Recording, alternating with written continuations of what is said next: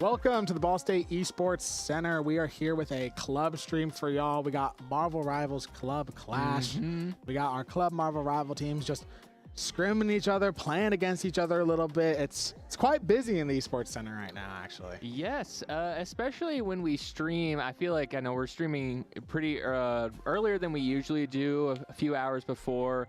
And normally it's just the players, the production crew, and a few other people playing here. But we got a whole party going on here today, so hopefully you all at home are going to have a lot of fun as well. Yeah, we got pizza, there's drinks, huge club event. We're, really doing a lot of work to get the club back up and rolling this year. Yes. Club president, you see him right there. Turner doing a great job. Look at that! Look at that amazing back posture. We actually have a microphone for him. I guess we should introduce ourselves now that we've introduced Yes. Turner. I'm Wyatt, aka Livy Baby, and I'm joined by Zane, aka Pokey Penguin. Yep. So we got Marvel Rivals. I guess if you've never heard of Marvel Rivals, we can talk about it a little bit. It's essentially, I mean, if you are a big fan of our Overwatch streams, they're very similar games. Yes. Compared a lot. Yeah, it's very frequently compared. But Marvel Rivals, similar to Overwatch 1, is 6v6, you know, so. And also there's no, like, locked-in role queue, I guess. So there can be a mixture of different amounts of roles. Typically, though, you see 2 tanks, 2 DPS, 2 support, or I guess there's other. They have different terms in Marvel Rivals. Yes, it's strategist, Vanguard, and is it just damage? I think it is just damage. Just damage for DPS. So that is kind of, and there's, you know, it's also, I guess you can probably assume it's Marvel characters instead of. Yes, all Marvel characters. All Marvel characters, which is pretty cool. Like, it's definitely an interesting idea for a game. Like, I think I'm surprised that more like fandoms and stuff haven't capitalized on that. Like how like you know, Marvel is just they've really hit a moneymaker here in terms of making Marvel Rivals a game. And yeah, I think that's basically the gist. It has very similar game modes to that of Overwatch. So like you have to push something to an objective, capture a point, stuff like that. They're very similar games. Like I said, frequently compared. Some people diehard Overwatch. Some people diehard Marvel Rivals. Yes, our fellow caster, and you also might know him for being on the iRacing team, Lucas, is a big Marvel Rivals hater. Not a fan of Marvel Rivals in the slightest. Wow. Only plays Overwatch. Only plays Overwatch. He is off screen fuming right now. He's tapping his foot like Sonic. Yeah, he is enraged that Marvel Rivals is even happening. And on the flip side, I know Turner, our caster lead, also club president, is also on the Marvel Rivals team. Loves Marvel Rivals. I mean, he doesn't like hate Overwatch, but he pretty much exclusively plays Marvel Rivals instead. So yeah, mixture of opinions for Marvel Rivals. We do actually have Marvel Rivals teams, so yes, we should take a look at the rosters, because I believe it is is our red team versus our black team, correct? Yeah, we just have our 2 teams scrimming against each other. So red, we have Beats, Finn, BLDA, Goat, Shuga, Pikael, I'll say Alec, Kasari Girl, who is our graphics lead, fun fact, Alexander, and Spooky Hand, aka Turner, our caster lead. Then on the black roster, we have Arcades Break, Koro Cat, Pizza 6, Ateb, Colby Jack, Awala Fanatic, and Zone Zero. I love Colby Jack as a name. I also love Pizza 6. Those are, I was going to point both of those names out. Pizza 6 especially is calling out to me a lot. There's just something about it. I mean, just for long have the days been that gaming tags have just been a name or some word and then a number, but Pizza 6, something about that so specific. Yeah, it's like certain gamer tags, just like some of them, you know, you got the people who try to make their gamer tags cool, people who try to make them funny, and then you got Pizza 6. It's like, it's perfectly on that line of cool and funny. And yeah. I suppose we should also shout out the coach, Your Zero. Yes, we should. Yes, he is the kind of the coach of the Marvel Rivals program. He does a lot of work. I'm in their Discord server. That dude, he's sending announcements when he can't make practice. He's giving them things to do. Very dedicated guy is Your Zero as well. I believe he might be here tonight. Maybe he couldn't make it. He is a very busy guy. But yeah. It's a very dedicated team. This is definitely our biggest club team as of now, especially with Smash becoming varsity more of rather than club.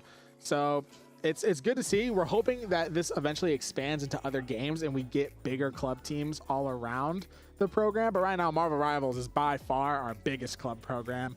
They compete in stuff like ECAC and stuff like that, other smaller leagues. So yeah, hopefully it expands in the future. Yeah, I would love to see Marvel Rivals expand past a club team. I know, especially with other games, as you mentioned, like Smash and stuff like that, I know the process for that can take quite a while. I mean, Smash has been, when did that game come out? Like 2018, 2019, and it just is becoming a varsity sport.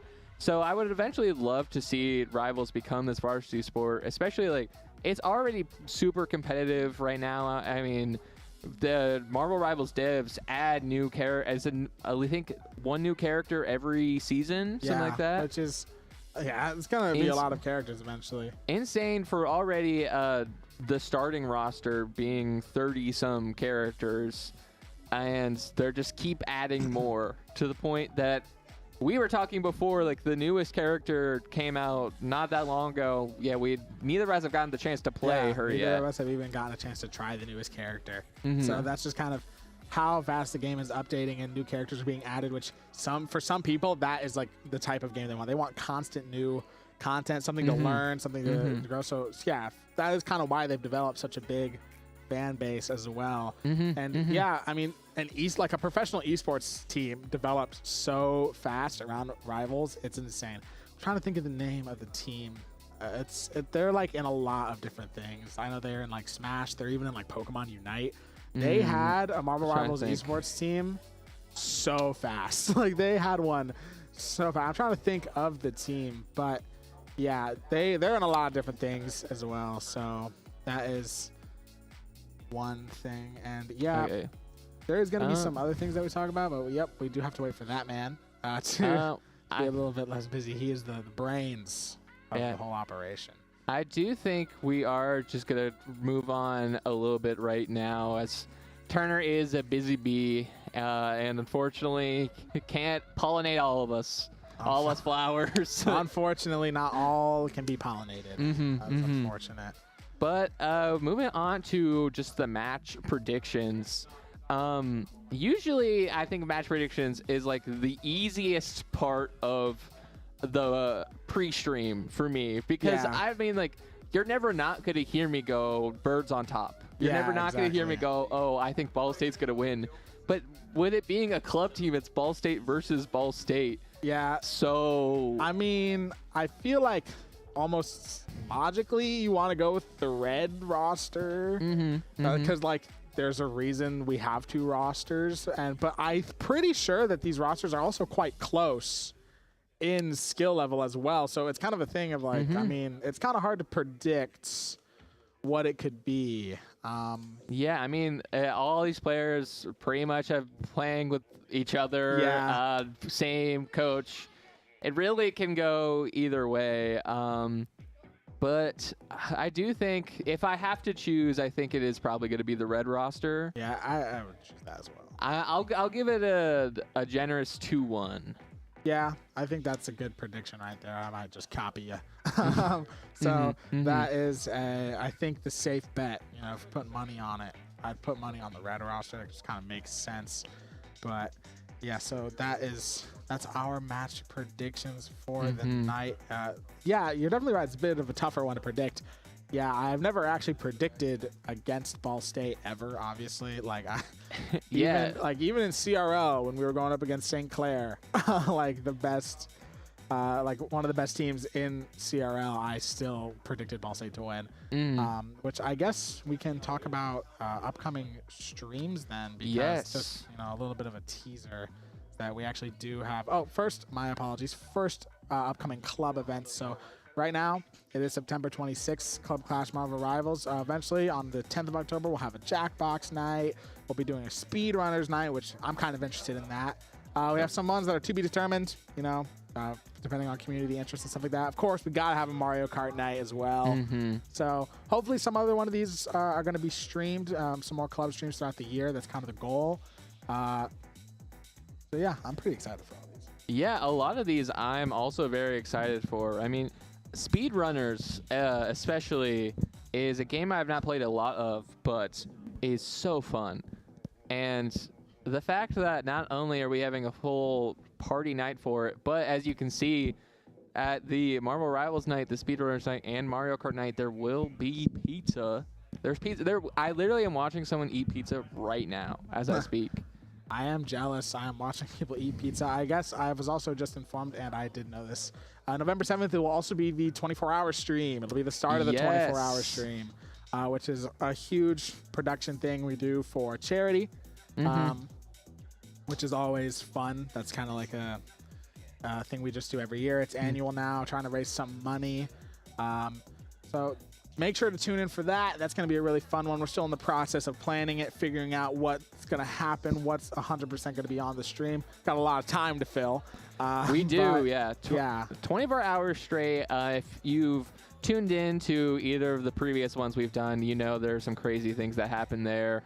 I remember 2 years ago, I'll never forget, we had a caster, Austin, who we shaved his entire head. Yeah. And so if you want to see some crazy stuff like that, make sure to check in on the November 7th to the 8th. Yeah, someone's head was shaved. We've waxed legs. That's right. Wax legs. We've eaten the spiciest wing flavor at Buffalo Wild Wings. Bean Boozled. Bean Boozled. And plenty of other fun things are going to be happening. Just keep that in mind. November 7th to the 8th. The things we do for charity. Definitely. So that is also going to be really fun, coming up very soon. Yeah, that's going to be awesome. Just waiting to get the club event going. Got to get everything set up. Got to get everyone signed in. Let me tell you, the pizza smells good, man. The pizza smells good. Pizza does smell good. You know, pizza is one of those things. Like, I've never met anyone who doesn't like pizza. I feel like that's like, is there anyone who doesn't like pizza? If there's someone's raising his hand. Is raising his hands who is with a piece of pizza crust, raising his hands. Wow. Well, while we're waiting for the game to start, I guess we want to talk about some more Marvel Rivals. We could do Guess the Hero. That's a little game that we are going to have. I don't know 100% how it's going to work. Oh, boy. What is this? So I'm assuming this is like a silhouette of some kinds, but it's very... I've been told we have hints, and I think I'm going to need this. So... yeah, is the silhouette going to be the black part or the red part? I don't know. Do you want to just throw out a random guess for the first one? Yeah, I'm kind of struggling to. So I'm assuming, yeah, like you said, we're looking at a silhouette of a hero because let's guess the hero. Looks like nothing I've ever seen before. Trying to think. Like what I'm looking at here.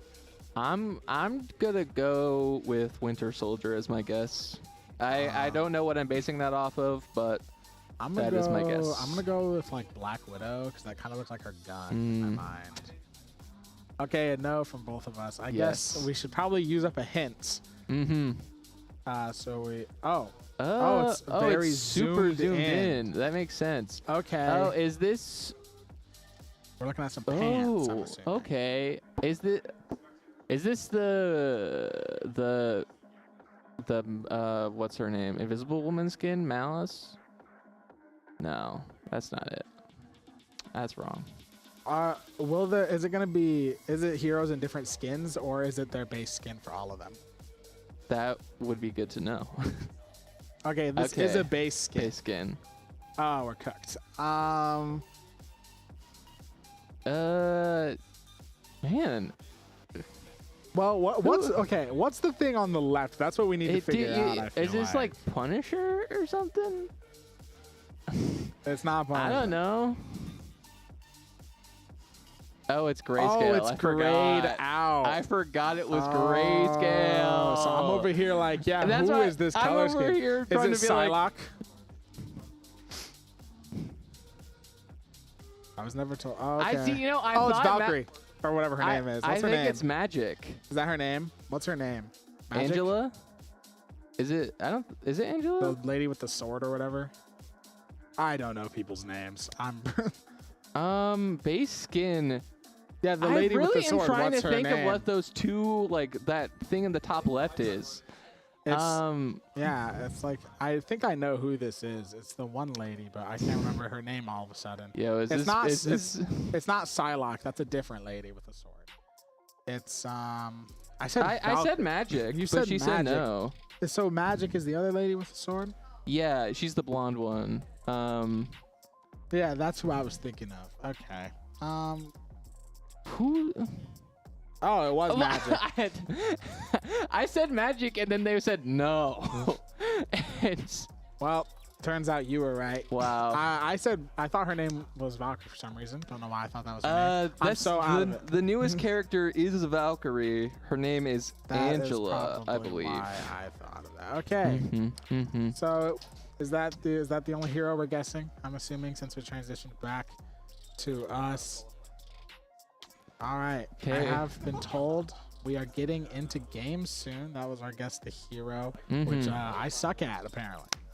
Which I'm not surprised. It's tough when you forget that some of the rounds, like the grayscale, that was tough. Being because I was trying to think who is just like black who's just and that gray. color, yeah, I was and like, then it's whose like, ah. color scheme is black and gray, and it's their grayscale. original design. And it's grayscale. Oops. We did not know. We messed it up. So, But we got a little bit of time before we are going to be getting into game. So what characters do you think we'll be seeing? well, I believe that I know that these guys like to use a certain set of characters. I know Turner likes to play Iron Man, so we'll probably see some Iron Man. For tanks, I know that there's someone, at least this is red roster, I know someone likes to play Thing, and I think a Penny as well, but also like a wide variety of tanks. And then I think we're going to see like a Scarlet Witch maybe, and then, or like Hawkeye maybe? Was that a term I heard? Yeah, Hawkeye. I know Hawkeye is very interesting because I'm very out of the loop in the competitive meta right now. Yeah, me too. But Hawkeye very much was dominating that meta for a long time. So I wouldn't be surprised seeing a Hawkeye. And as mentioned to the characters, you said that we know some of the people on the red roster play. Wouldn't be surprised if we see some of them. I do know we're talking a little bit about some of the more powerful characters in the game right now. For Vanguard right now, that is Emma Frost. She's the most powerful Vanguard in the game, I have been told. And I have seen, which it is, yeah. Yeah. It is tough. When you're fighting someone who has mind control powers, sometimes it's a little unfair. Yeah, I can imagine that would be pretty unfair because you're just fighting yourself. And then like, I guess the other things with like support players, I know just the ones that are typically good. I mean, Invisible Woman, Mantis.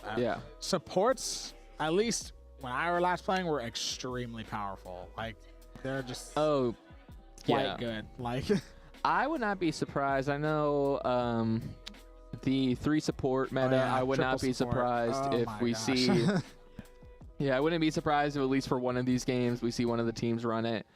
I wonder if we'll see. Do you think these teams have worked and played so close together? Do you think we're gonna get any like funny picks or? I'm sure there could be a little bit of just like messing with each other picks. I wouldn't be surprised because these guys are like all friends. They all play with each other, so I wouldn't be surprised if like maybe we see Turner hop on that Jeff that he like loves to use as well. I mean, honestly, okay. As a support player, triple support was kind of fun because if you don't like playing the supports that are like good, like Luna Snow, or like you like playing someone like Jeff or like Rocket, you can play those characters and not just heal bot because like Rocket, if you're one of the only 2 supports as Rocket, you kind of got to heal bot, but you can just like you can use the gun more, or you can mess around and be a little menace as Jeff. But if you're playing against triple support, I hate it. Yes. I only like it when I'm doing it. It's fun when I get to do it. It's not fun when anyone else does it. Yeah, triple support as I'm a Vanguard and damage player. Yeah. So yeah, triple support I hate going against. Yeah, I can imagine. Yeah, it's annoying. No one dies. Like no one dies. It's just like constant just healing, which is part of the reason why some people like Overwatch with roll queue. But that's not what Marvel Rivals is about. Yes, that is not. But I am thinking about I do know of some like funny team comps that I'm wondering if like we'll see any similarities of that. The one that's coming to my mind right now is do you know the team comp go all tanks in one rocket? No, but that sounds awesome. They should do that. So basically, you have 5 tanks. You just have one rocket that keeps them alive. 5 tanks, 1 rocket that keeps them alive, and then also when it gets ult, Rocket's ult is just a damage booster for his team. Oh, and it looks like we are going to be getting into game right now.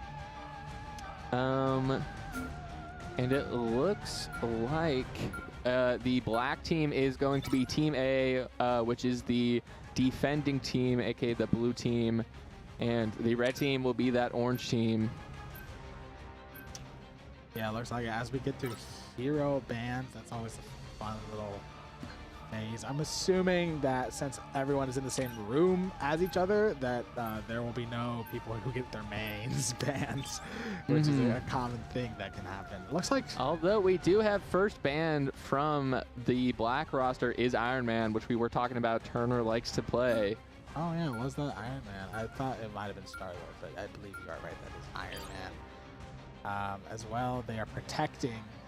That's what that means. They're protecting the snow and the cold.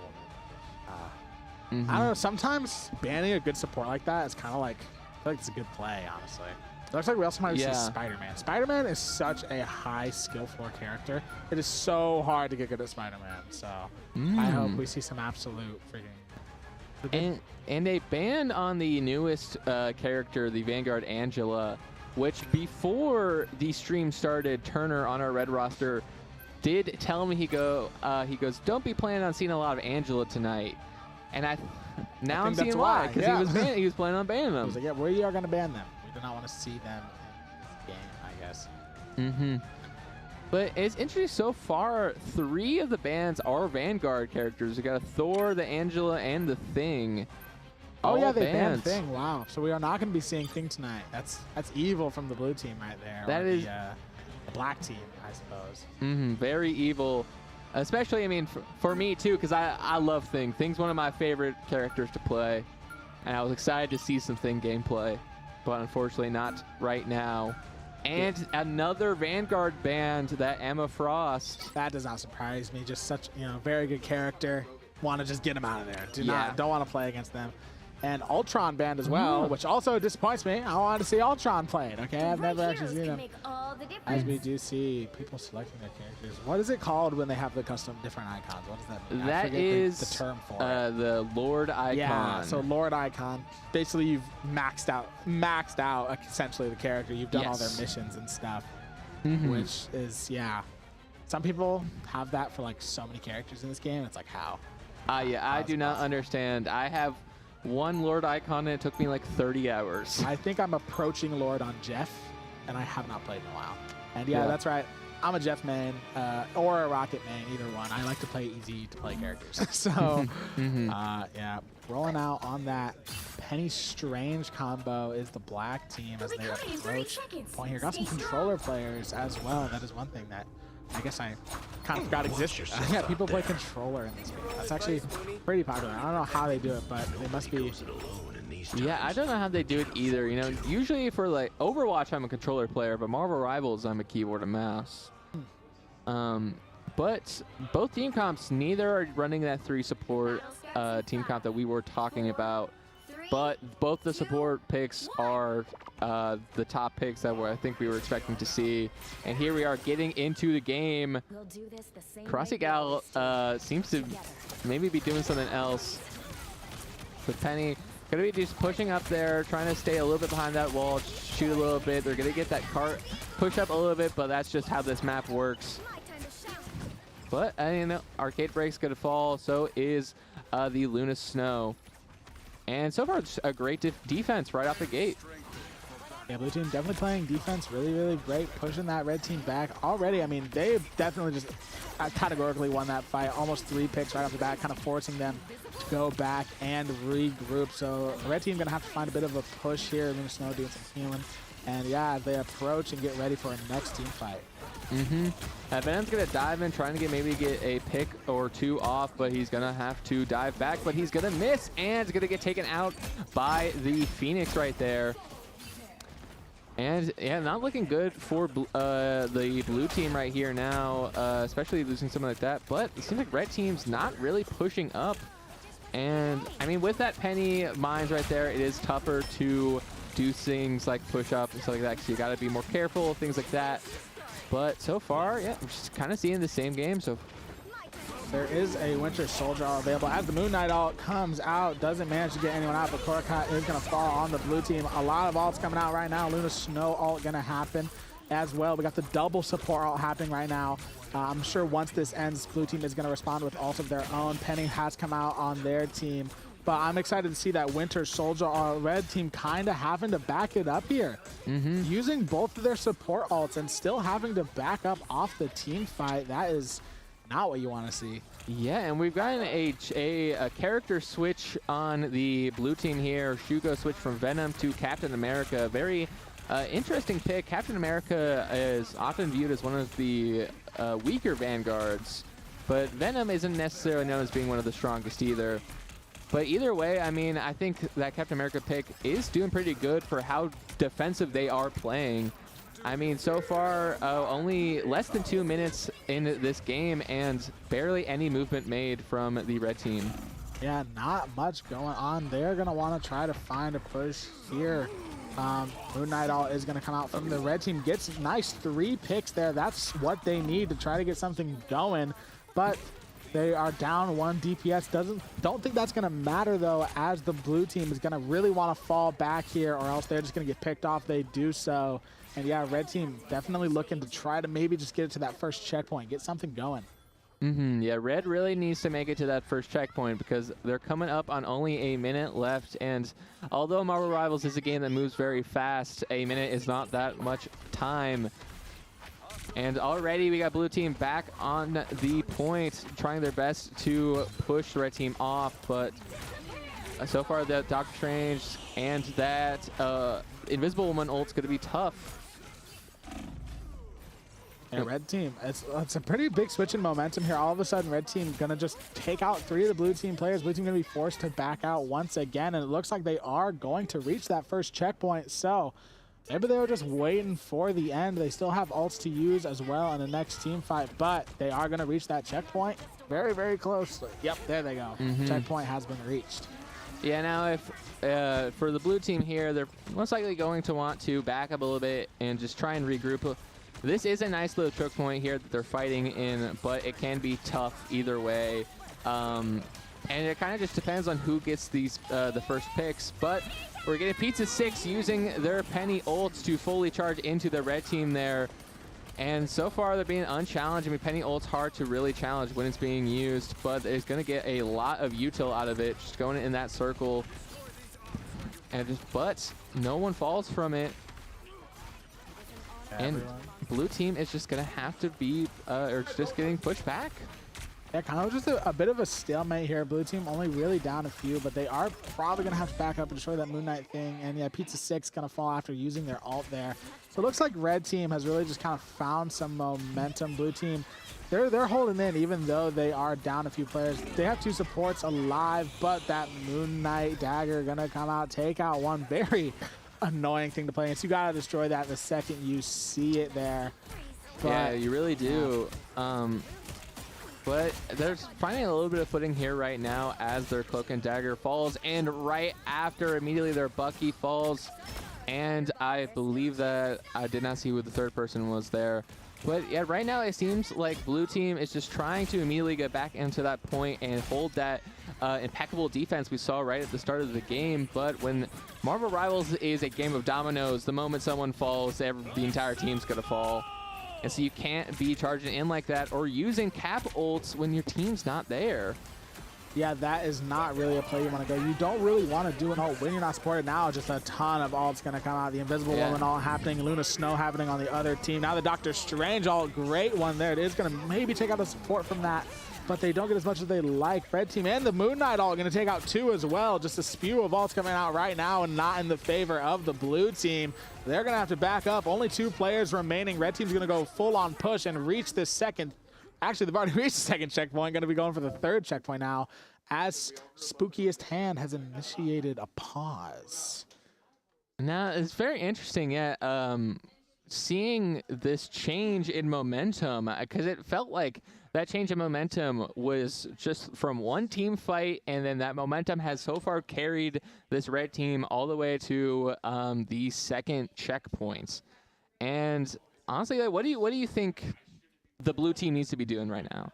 It's hard to say. I mean, I think in general, what's kind of happening is I think it's almost like a spiral kind of type thing. It's like you lose one team fight, and then all of a sudden, what you were doing at the beginning just isn't working anymore. And they're gonna have to find a different way to do it. And that alone, that change in mindset kind of brings out misplays. You know, you can see the same thing in Overwatch, like using a cap ult when you have no one there to support you. You know, like that's a misplay. Maybe they didn't know who was alive on their team or something. You don't know what they were thinking in that moment. But yeah, like just stop doing things like that. Like, you know, use your ults correctly. When you use your ult, take full advantage of it. Stuff like that. It's probably the only way that they're going to come back from this, because right now, red team, ever since they finally got through, which they took so long to do, they've just been absolutely rolling through. Yeah, especially that cap ult, I do think was pretty bad. I think I see why they were doing it. I think they were probably doing it just to make sure, like try and be a nuisance and make sure that they didn't get that second checkpoint, maybe try and get someone else from their team back. Or, I mean, we saw their team got there kind of near the end of their ult, and immediately we saw a bunch of them pop a bunch of their ults, but when you pop a bunch of their ults and then the red team pops all their ults and all their ults win, then suddenly, what are you doing?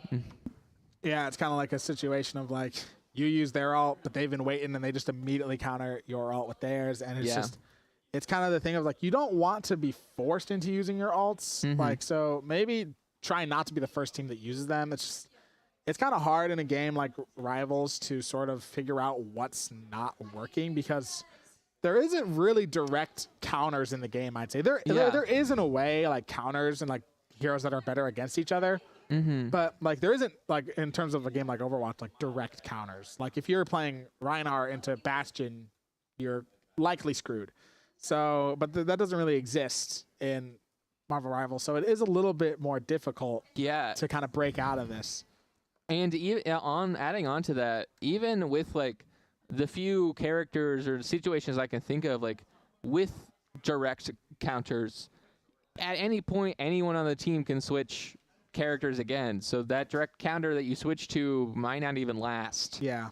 And what you said is true, that it is so hard to change in momentum and Rivals, especially in a situation that the blue team is facing now, where they're just kind of, the momentum's just being forced on them. Yeah. And there really is just nothing they can do, because they can switch a character, or switch some characters, but then, they're going to lose ult charge. They're going to lose, probably they've been warming up with these characters. Yeah. There's a lot of stuff you got to take into consideration.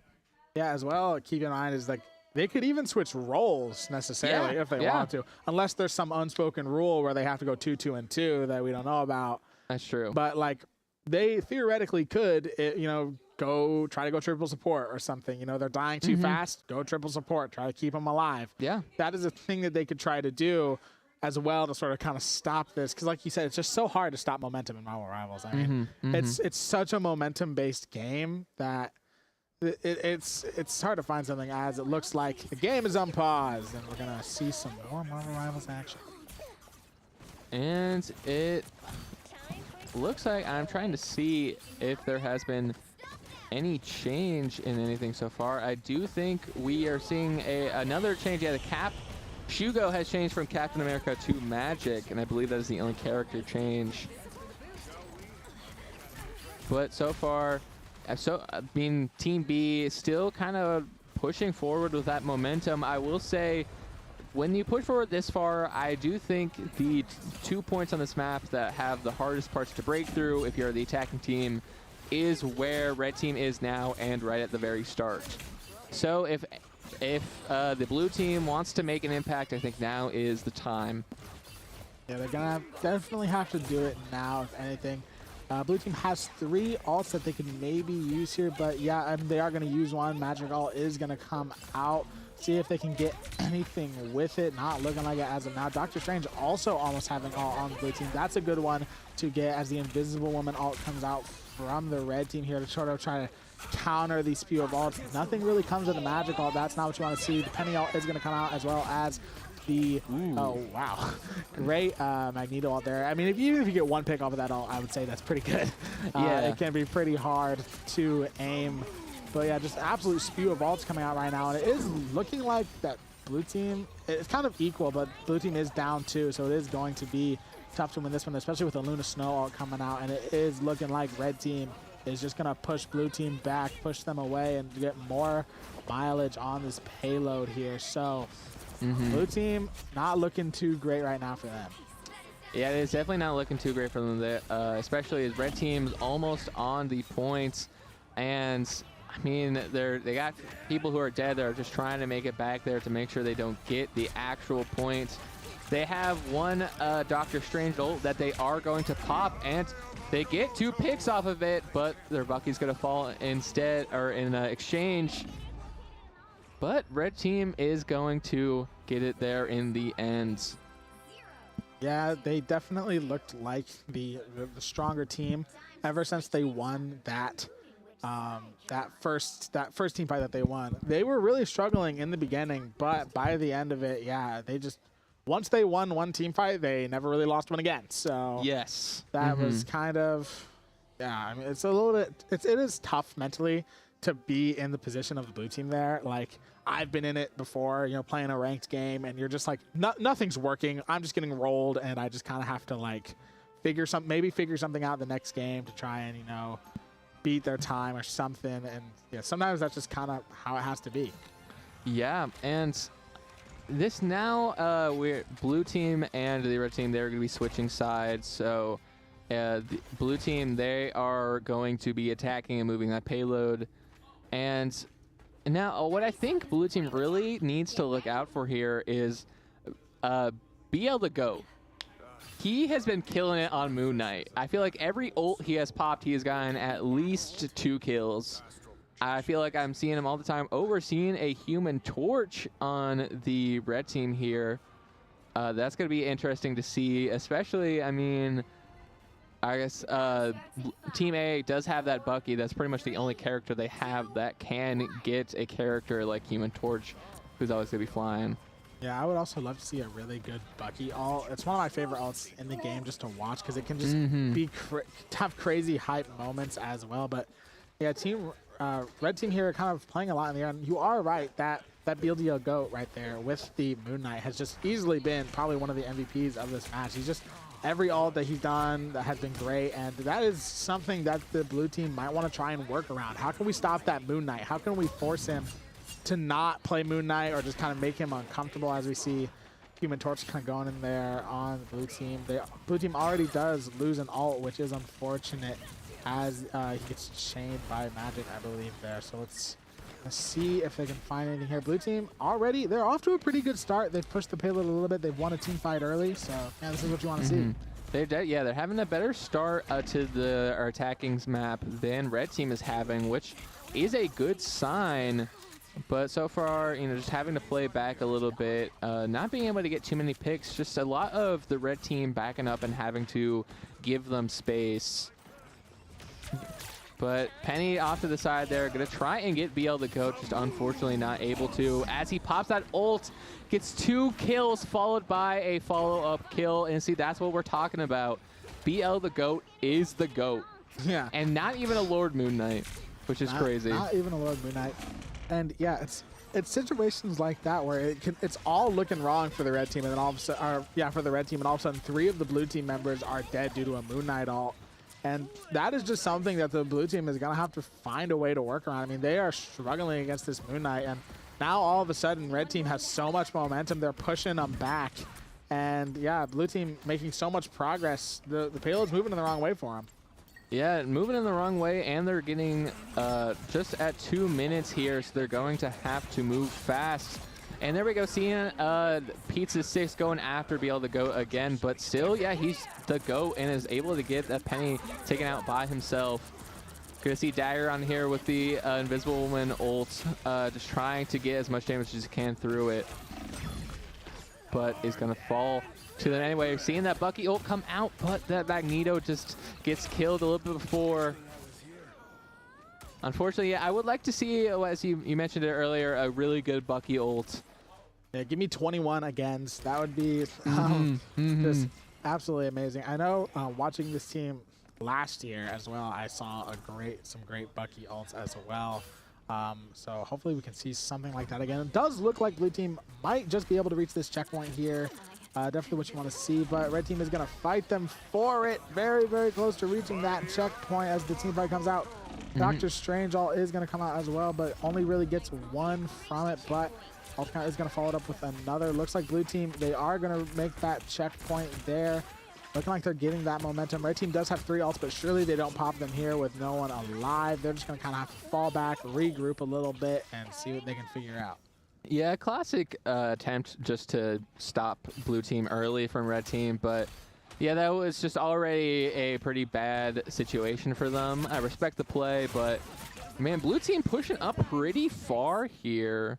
Just making sure red team stays back so they can get that payload as far as they can. Shugo trying to get a little bit of flank action, but that Punisher's going to spot them out. And is going to enter into the subway system, which is a nice little choke point here. And it does seem like red team's just going to try and back up and wants a blue team to come to them. Here. We're going to see the Penny ult come out from that blue team. Are they going to get something from it this time, as well as the Invisible Woman ult to sort of try and counter that Penny ult as well? Penny is going to fall to the GOAT as we know him. And it looks like red team, yes, definitely winning that team fight there. Blue team, some members still alive, but they're just going to have to back up. They don't have enough of their people, as we see a Punisher come out as well, which we have seen before, but just not noticing that we have a Punisher in the game. And Dr. Strange going after be able to go, he is going to have to jump away for a little bit. Got that, I did not see which strategist he had by his side there, just making sure he heals. Oh, and be able to go, it's a nice little pick there as the red team's Cloak and Dagger uses their ult just to make sure blue can't even get on the point at all. And just getting pick after pick, be able to go, followed by the Punisher. And man, yeah, blue team just cannot get on point now. And they're running out of time, and I don't know if they're going to be able to make it to that second checkpoint. Yeah, things were all going so well for them, honestly, but they've reached this sort of corner halfway through the second push, and they've kind of lost it a little bit. They're struggling to get around this corner here, and that is a type of thing that you can see happen in these types of push game modes in every sort of game that has them, is that you reach a certain part of that map, and honestly somehow that can end your momentum. Like it just certain changes can just randomly stop. Like something's working and all of a sudden they have these angles, they're using the height to their advantage, they're just using the map to their advantage, the red team is. And blue team now with 5 ults surely can maybe make something happen, but they are kind of just, I think they're trying to save and just wait for red team to maybe use one so they can counter it. But yeah, there is going to be the Invisible One ult. Surely the Winter Soldier are going to come out soon as well. Moon Knight going to come, but then again, the Moon Knight ult comes out once more right as the Winter Soldier pushes in. And yeah, that's not going to be great. Dr. Strange ult is going to come out as well, but he's just going to fall. And yeah, it's looking like blue team, I think they are going to win this one, even with the Moon Knight ult. So they're running low on time, though. They really got to make the checkpoint. They are running low on time, and they had to use 4 of their 5 ults to win that team fight. And definitely with how fast Marvel Rivals is moving, they're going to have to win at least one other team fight if they want to make that checkpoint. Already going to have to fight this Punisher here a little bit. Going to fight him a little bit offside of the points, but just going to fall back into his team line, and they're going to use the Invisible Woman ult to make sure the blue team can't push up any further. Penny ult's going to come out to try and do something, but I don't know how much that's going to do with Invisible Woman ults. But she's low, and Pizza 6 is going to fall. You hear the Bucky ult come out, and unfortunately, he also falls as too, and I think this is going to be the end for blue team here. Yep, Moon Knight out the clock just to force him out. The overtime clock is going to fall to 0. Red team, though they seem to struggle in the beginning, do manage to take this game from the blue team there. So great stuff from them. I will say, definitely great stuff from the Moon Knight player on the red team, the GOAT. I'm not surprised that he's the MVP. 49-6.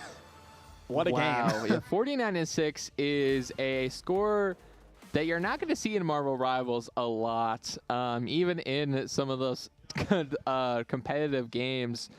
But yeah, that was, I think, just that was a really great showing by both teams there.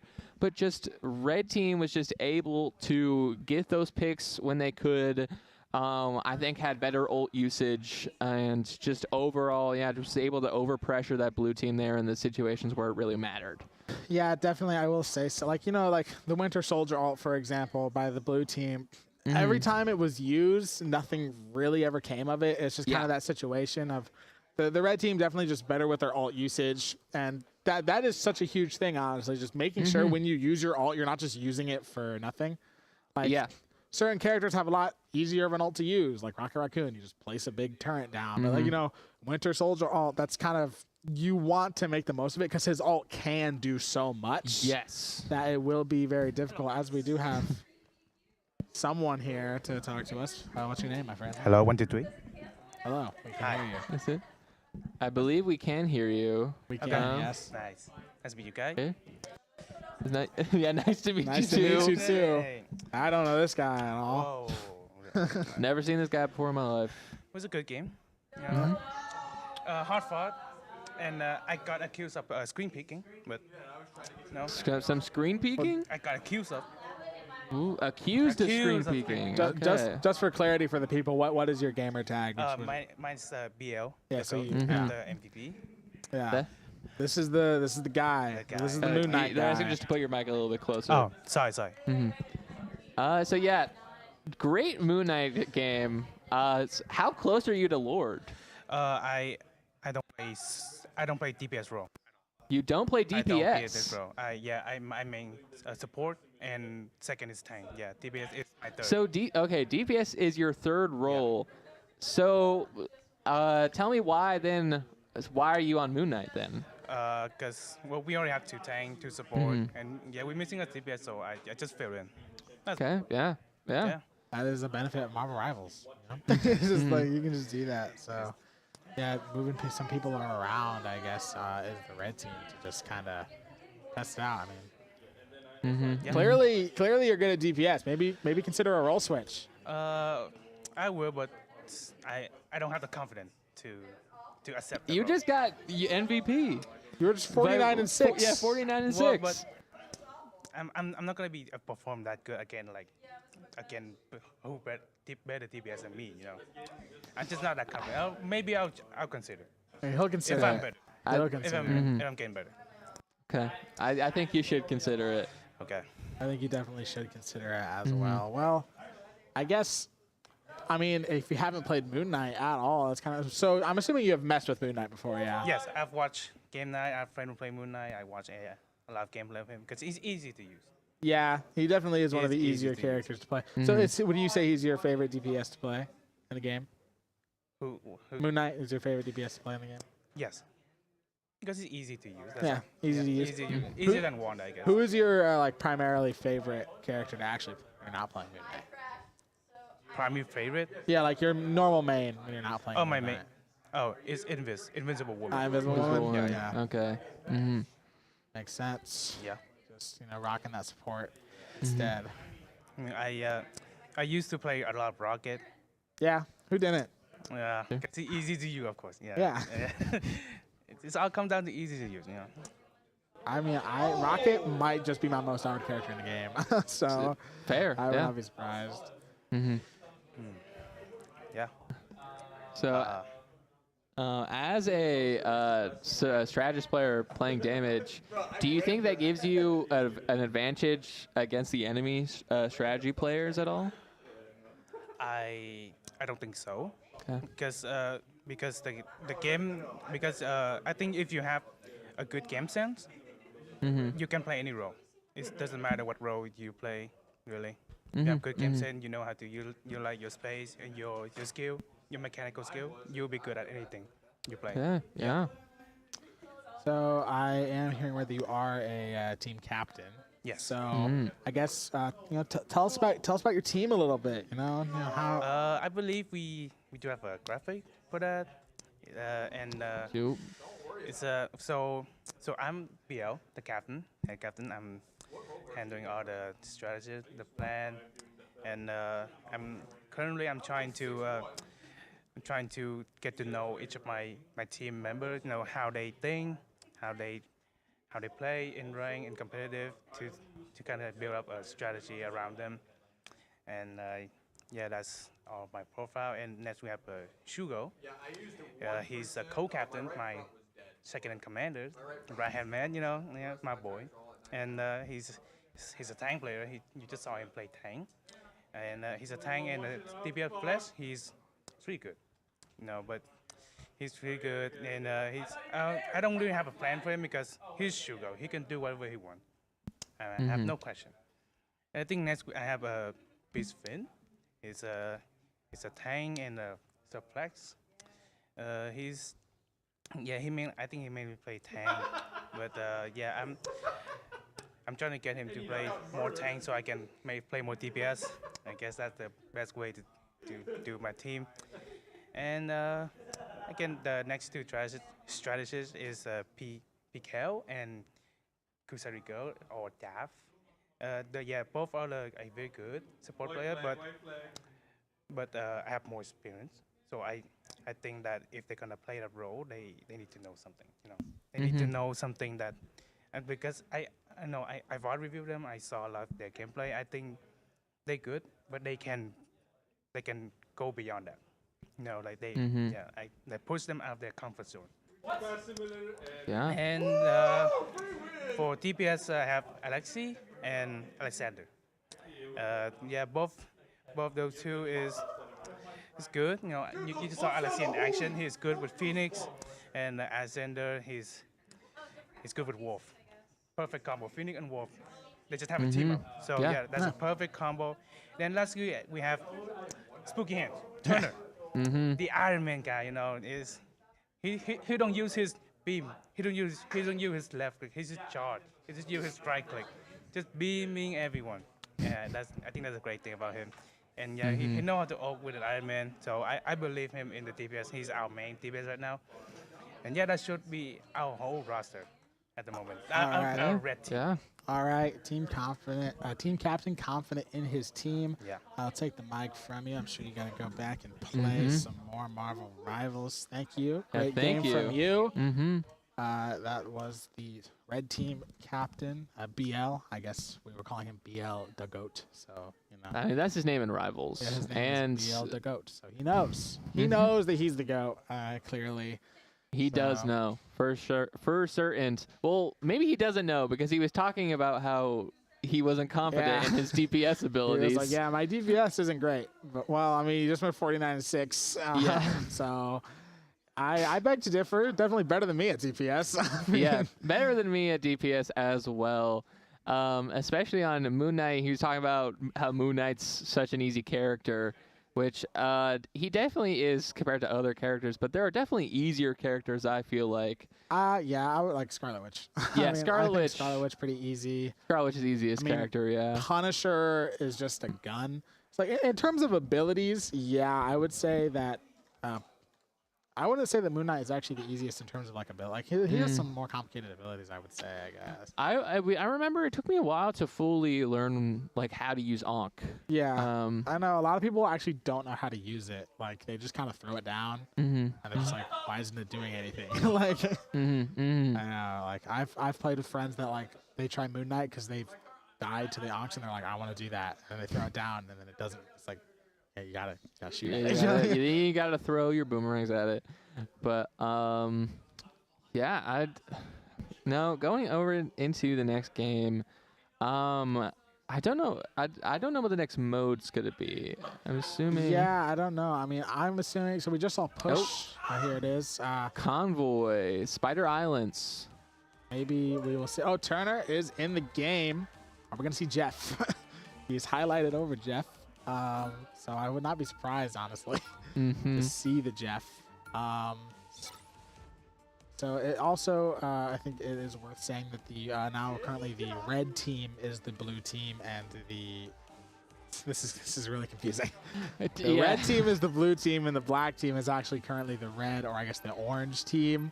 So we'll just be referring to them as blue and red as we've been doing, but keep that in mind that the red team is now the blue team in the game. Yeah, just know the blue team is always going to be the team that is defending, and the orange team is always going to be the team that's attacking. So if we ever say the attacking team or defending team, that's also what we're talking about. Yeah, just it's a little more confusing when we're like it's Ball State v Ball State, and you're not playing another school, so we can't just say Ball State because it's all Ball State. So we have to just we have to work with what we can here. So.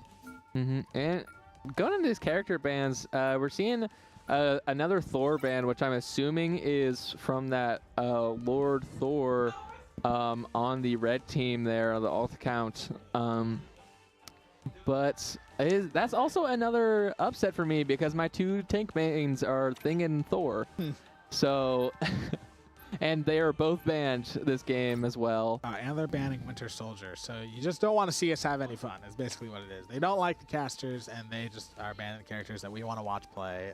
Definitely is what is happening. Yeah, that's exactly what's going on. We are going to see a save of Angela's round, so we're definitely going to see Shugo going that Angela there. And I assume, I mean, if they're saving Doctor Strange, going to see someone go Doctor Strange as well. And... honestly, I don't really like the saving of Cloak and Dagger because I feel like Cloak and Dagger's, I feel like that's not a character, well... I don't really think they'd get banned ever. Yeah. Like, most supports, like, I think if you're going to save a support, save, like, Invisible Woman like they did, and maybe, like, Snow, because those are really good supports that frequently get banned. Cloak and Dagger don't really get banned that much. Are we going to see the blue team? What are they going to ban here? I mean, they got a Lord Rocket Raccoon. Ban Rocket for the memes, honestly. Oh, they're going to ban Spider-Man. I don't blame them. I love banning Spider-Man. Spider-Man's annoying. Yes. All right, both teams are confirming their selection. We are going to see Spookiest Hand on that Jeff. We got a Luna Snow as well. You're right, that is Valkyrie or Shugo. And yes, BL to Goat's not in this game. Shugo switching to that Hulk actually now. Although they saved the Angela, but the alt account is going that Doctor Strange there. Got Black Panther, and overall I think this is a pretty good pick. Yeah, starting on blue team side, I think all those characters are, especially on this map, are pretty good picks. Maybe not Hulk. Yeah. I mean, Hulk's a pretty good tank, but like, yeah. I feel like this map might not be the best for Hulk. I think it's very open. Yeah, I don't think it's much of a divey map. Although maybe I'm wrong because there are two Hulks. Maybe. So that could be on me. I do like this is, I guess, I always forget Hulk can like jump on and off the walls too. Yeah. That could be, I always forget he can do that in this game. My one thing with dive on this map is like, if you overcommit it can be hard for your supports to get to you. So just because it's very closed off right around this very starting area, that's like the experience that I've had playing as a support with tank players, is that they've overcommitted and then they die and they're like, why didn't I get healing? It's like, well, I couldn't see you. So that's why you didn't get any healing. But speaking of healing, we do got that Rocket Raccoon, very much the most healingest character in the history of video games. That is for sure. And so far, yeah, it seems like Team B here is just able, or is going to be able to push up very well. I mean, they've gotten the payload moved pretty far up so far, or not pretty far up, a good decent amount, but the red team is going to defend I think a little farther up than normal. And it is going to work for them right now. Hulk's going to have to retreat, but Shugo is going to go into full banner mode. And it seems like he's just able to get out. One thing I will say, Jeff is absolutely dangerous on this map, and we are approaching a Jeff ult. This map has the opportunities for Jeff to basically take one for the team, eat the entire team, and just kind of jump right off the map and basically get an entire team kill. That is a possibility. So we could be seeing that with the Jeff ult available. I would not be surprised if we see Spooky Hand do that at some point in this game. And so far, yeah, we're just seeing more and more back and forth. I do like this. I was about to say I do like that location that the hell is going to. Ooh, Spooky Hand using that Jeff ult only gets the Penny and the Hulk. Gonna spit them out over the edge, gets that 2 kill in exchange for his own life. But overall, that is definitely a great trade. Yeah, taking out 2 tanks for 1 support is pretty huge. That's gonna give the blue team a lot of momentum. A lot of red team members still alive though. You know, I will say they do respawn quite fast here. They're just kind of right back in the fight. But blue team still does have 3 ults. They're kind of backing up a little bit here. So let's see if what they're gonna do. And I'm excited to see, as we saw be able to go talk about this Wolverine and Phoenix duo. I'm excited to see that in action, as Wolverine unfortunately overextends a little bit and is just gonna dead. Doctor Strange ult's coming out for the blue team here. Gonna get 2 kills from it. Going for a 3rd on that Penny, but that Penny's gonna ult to probably save herself. And is unfortunately not gonna be able to lock that down. Going for that kill on the Rocket, but is exiled, has to back up. And looks like isn't gonna die, but not able to get a kill either. Yeah, nothing really going on right now. We do see that out there. Neymar. And also the Hulk ult happening as well. Let's see if we're going to see anything happen. Hulk is kind of rushing in, but very low on HP. Ult is going to fall. Going to want to back up and get some healing by that Jeff. There's one benefit of Jeff is he can heal very, very far as well. The Luna Snow is going to go up. Their Hulk ult is going to come out off from the opposing team. Seeing if anyone can fall here. The Hulk is going to take a lot of damage. Now the Raccoon ult is going to come out as well, giving their team a little bit of a damage boost. Let's see if anything's going to come of that. Just kind of a stalemate here. No one really dying as I say that. Spooky Hand is going to take out the Wolverine. And wow, pretty solid. Dr. Strange ult into the Jeff ult. Manages to pick up 3, but he does have his allies. Going to spell out his allies and going to get a nice 3K day. Happy New Year, Spooky Hand. And I think that is going to be the round for the red team here. Only 5 seconds left on the clock.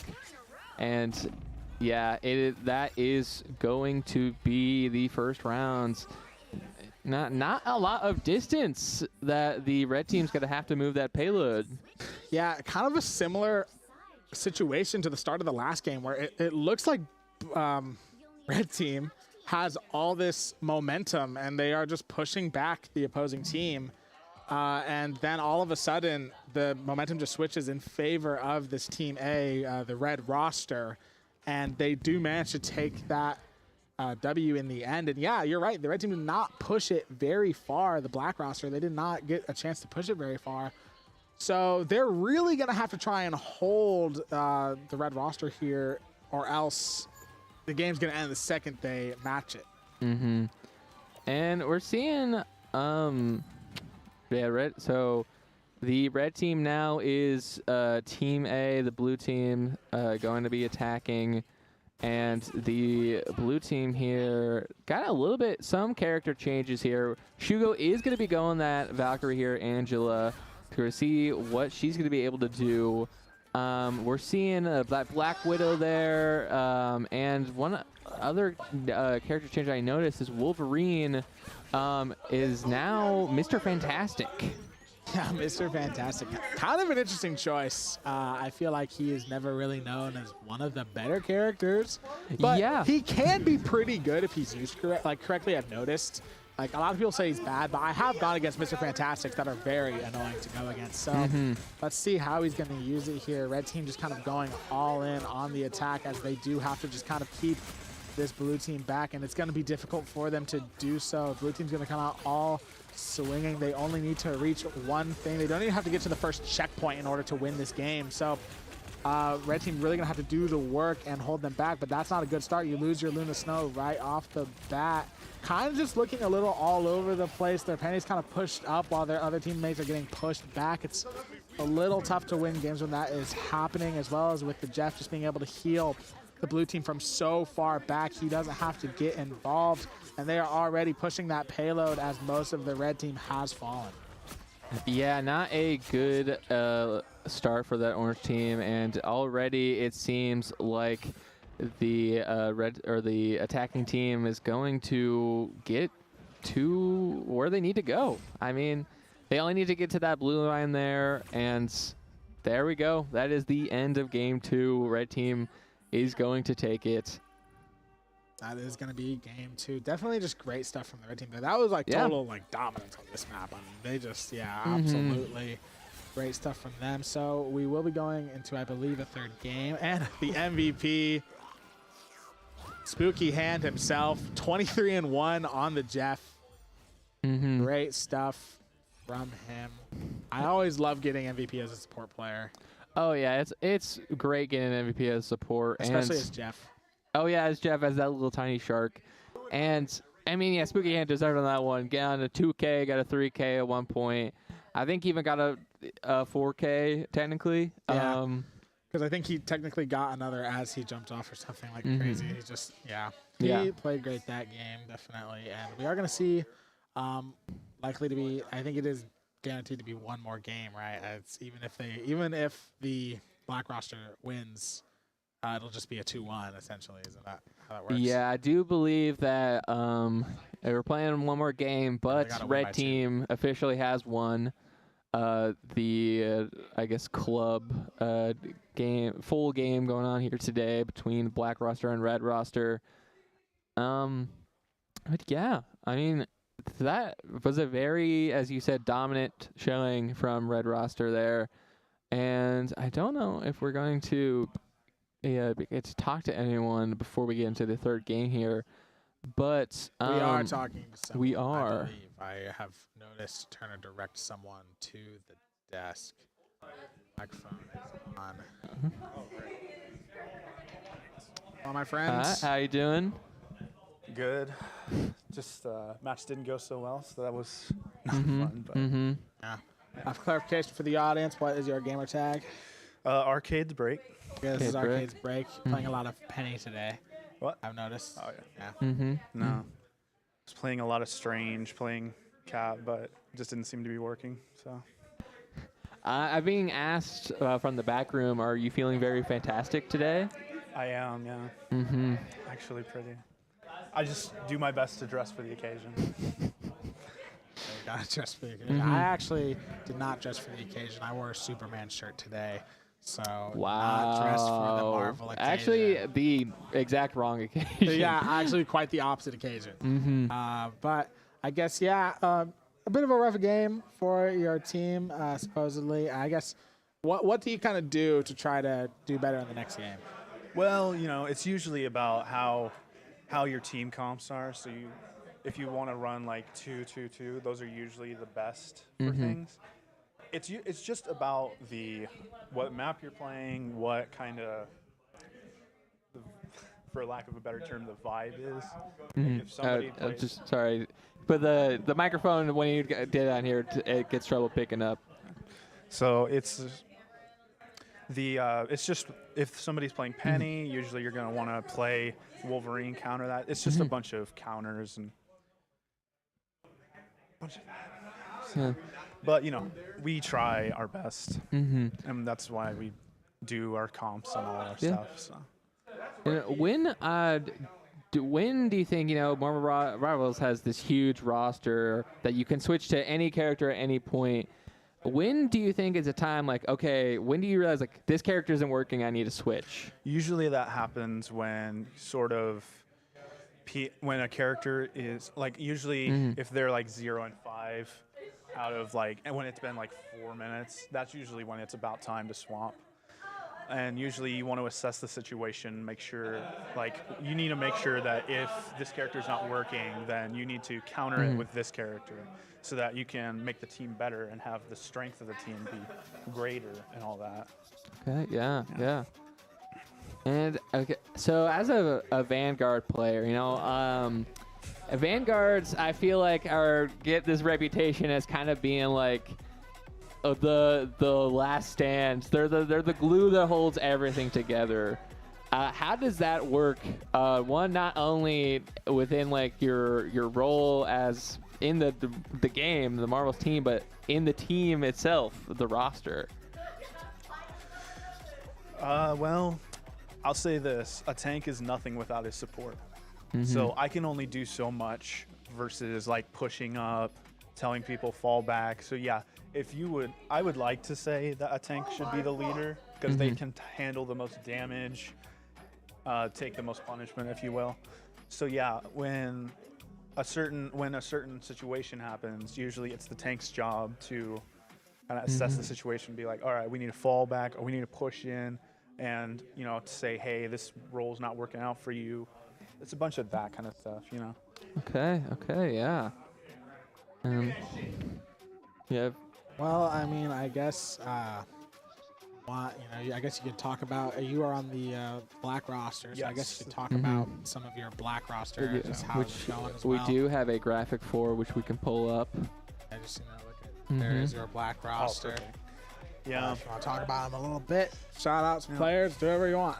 Well, as my co-captain, Kat is my second in command, and she's probably a good help to me because as much as a captain as I can be, I can't do it alone. So it's very nice to have that kind of support. She's mostly a strategist player, so that always helps when I'm able to have somebody I can depend on for heals and stuff. Support in multiple sense in ways. Oh yeah. James, he's much more of a DPS or a tank kind of, so he's very good at playing Penny, playing the defensive angle. Alex, he's very good he's another support player I have, so he's usually playing Rocket, Mantis, all that kind of stuff, so we can usually count on him for revives and stuff, kind of get our team back in the fight. Colby, yeah, he's Colby. Playing a lot of DPS, kind of, and it's very good. We absolutely need our DPS players. Mostly he's playing Moon Knight, playing Bucky, all that. Unfortunately, Awala is not here today, but she is still quite a good help. She plays a bunch of Invisible Woman. She's another strategist player. So that's always nice to have those. And then our sub-in is Zone. He's actually our highest ranked player and he's on console, so that's also impressive to me because mostly everybody else is PC. So yeah, he's a good sub-in for that especially. Unfortunately, we did lose one of our players so we're kind of recovering from that. Yeah, well, that happens. A team captain, I'm very confident in your team. Nice to see her. I can take the microphone from you. Get back to your team. Good luck in your next game. And have fun, as always. That was Arcade Break, captain of the black roster. And, yeah. I was hoping I had time for one more question because I really want to ask him who's your least favorite member on the red roster? On the red roster, who you got beef with? Who just sucks? Who just sucks? Which I would hopefully he would answer nobody, because at Ball State, no one sucks. I guess no one sucks at Ball State. No, if you Everyone's go to friends Ball here. State, if you apply to Ball State and they'll go, do you suck? And if you go yes, they will not admit you. they're not gonna not gonna go. They will not let you into this campus, unfortunately. So if you suck, I'm sorry. You're not gonna get me here, which is how it is. So yeah. So going into third game, we got so far 2-0 red roster. Do you think we could get a win for the black roster?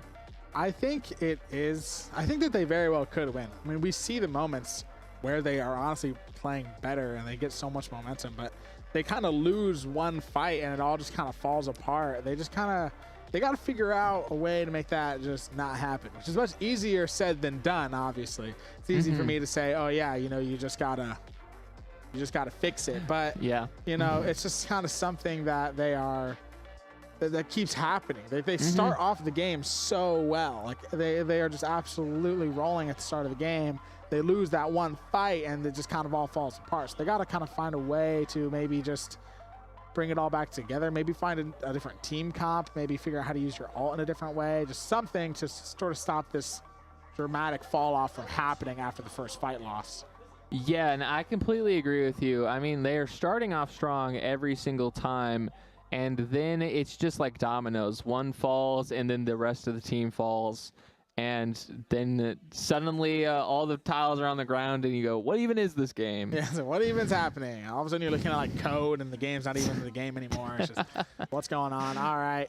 I believe this will be the final game. Unless, I don't know if there's a win by 2 situation. I don't know how they're doing it, but I believe this will be the final game. And it will definitely be the final game if the red roster wins, which is now, once again, the red team in the game. Team B. The red roster's Team B, black roster is Team A in the situation. As we see them immediately ban Penny. Evil. Yeah, Penny I feel like is an interesting ban here. I guess, okay, wait. Oh, I guess the map is, I do not know how to pronounce that. I will not, it's Thor's map. Yeah. Is a very interesting map. I do think Penny is pretty good on that map, because at first it was to be like, I feel like they've been going Penny, but we haven't been seeing a lot of Penny, like real movement happening. Yeah. But understandable on this map. Another Thing ban, I feel like Thing, I didn't know he was like that good. Well, maybe the blue team just knows that they're good at Thing, and they just want to target ban, be a little trolling here. They That's do true. save Spider-Man this time. Interesting, yeah. We will definitely see Spider-Man. A funny thing, though, that I've noticed is, like, there's been so many times this game where they've saved someone and then just not used them. That's just, like, happened so much tonight. It's kind of funny. I have also noticed that, yeah. And banning a Black Panther, I do think that is also a good choice on this map. Now, this map, the Team A here, the blue or the black roster, I do think they are actually, no, never, sorry, I flipped them in my mind. I meant to say the red roster here for the orange team, they're going to be attacking first, which on this map is a very defense-sided map. So we are going to be at a little bit of a defense advantage. But, I mean, with the red roster and how dominant they've been doing so far, I don't know how much that is going to fully incorporate into how both rosters are going to play the game. Yeah, I would agree. They are going to save Aluna Snow. It does not surprise me. Frequently banned support, one of the best in the game. And they also are going to save Moon Knight.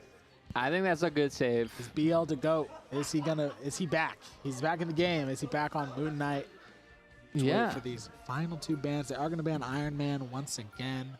They really don't like Iron Man, that red team. They do not like Iron Man. Yeah, they do not like Iron Man one bit. Maybe they should have saved Cloak and Dagger. That's unfortunate. I feel like that's definitely a target ban. Oh, we got to see It's gotta Ultron. be- Ooh, yeah, we do got one Ultron I here am from excited Arcade's Break. to see Ultron. Oh, and never mind. He does not. You know what? You know what? I interview him and everything. He won't even play Ultron for me. Unfortunate. And Be able to go is going to be on support, his primary role. They are going to be going Alec going for that Spider-Man that they saved here, but yeah, not going with that Moon Knight. Are they going 3 DPS on the red team? They are. One tank. Yes, it does look like that. And I think they're doing the same thing on the blue team as well. It is 3 support on the blue team. Oh, so we are seeing that 3 support team comp that we have been talking about. We're seeing that that Venom emote from Arcade Break there. And yeah, I'm excited to see how this 3 support is going to work and with the rosters that we have going on right now. Especially, you know, both games, we've only gotten a duo support, and look at that aura. I see aura farm. That Arcade Break aura just slowly walking to that payload, and that Hulk's going to be wailing on it, but Luna Snow's just going to freeze him. He doesn't care. Arcade Break totally aura farming right now. Gonna want to back up a little low on HP as we see Human Torch going in doing some damage. Spider-Man trying to attack that backline as well. Now it is going to be the other Hulk for the blue team kind of trying to attack here. Like I said, this is a very defender advantage map, so the red team gonna have to try to get a push here. Probably gonna want to try and push it all the way in this situation as they're just kind of pushing back the blue team here. They're gonna have to fall back. Yeah, and so far, I do think that the attacking team here is doing pretty good. And they've been pushing up so far, especially for, I feel like there hasn't been too many major picks, as I say that Pizza 6 and Alt Scout. Alt Scout getting 2 picks himself, actually. And as I said, it seems like that is going to completely change the tide of the fight so far. And the black roster is going to win that first team fight. Yeah, they are definitely, you know, they know that this map probably is a defender advantage, and they're just going to want to try to use it and just hold red team back here. This is kind of their, like, opportunity, you know. They have this map advantage. They've started on defense. They want to try and not let them push it very far, so they themselves don't have to push it very far as well. But some great ult usage coming out from the red team. 2 are going to fall on the blue team. They're going to have to back up a little bit, definitely. And yeah, definitely not looking great for blue team right now. Red team found their momentum, and they're pushing it. Yeah, blue team, really, I feel like the moment that you start losing that defenders, what's the word I'm looking for?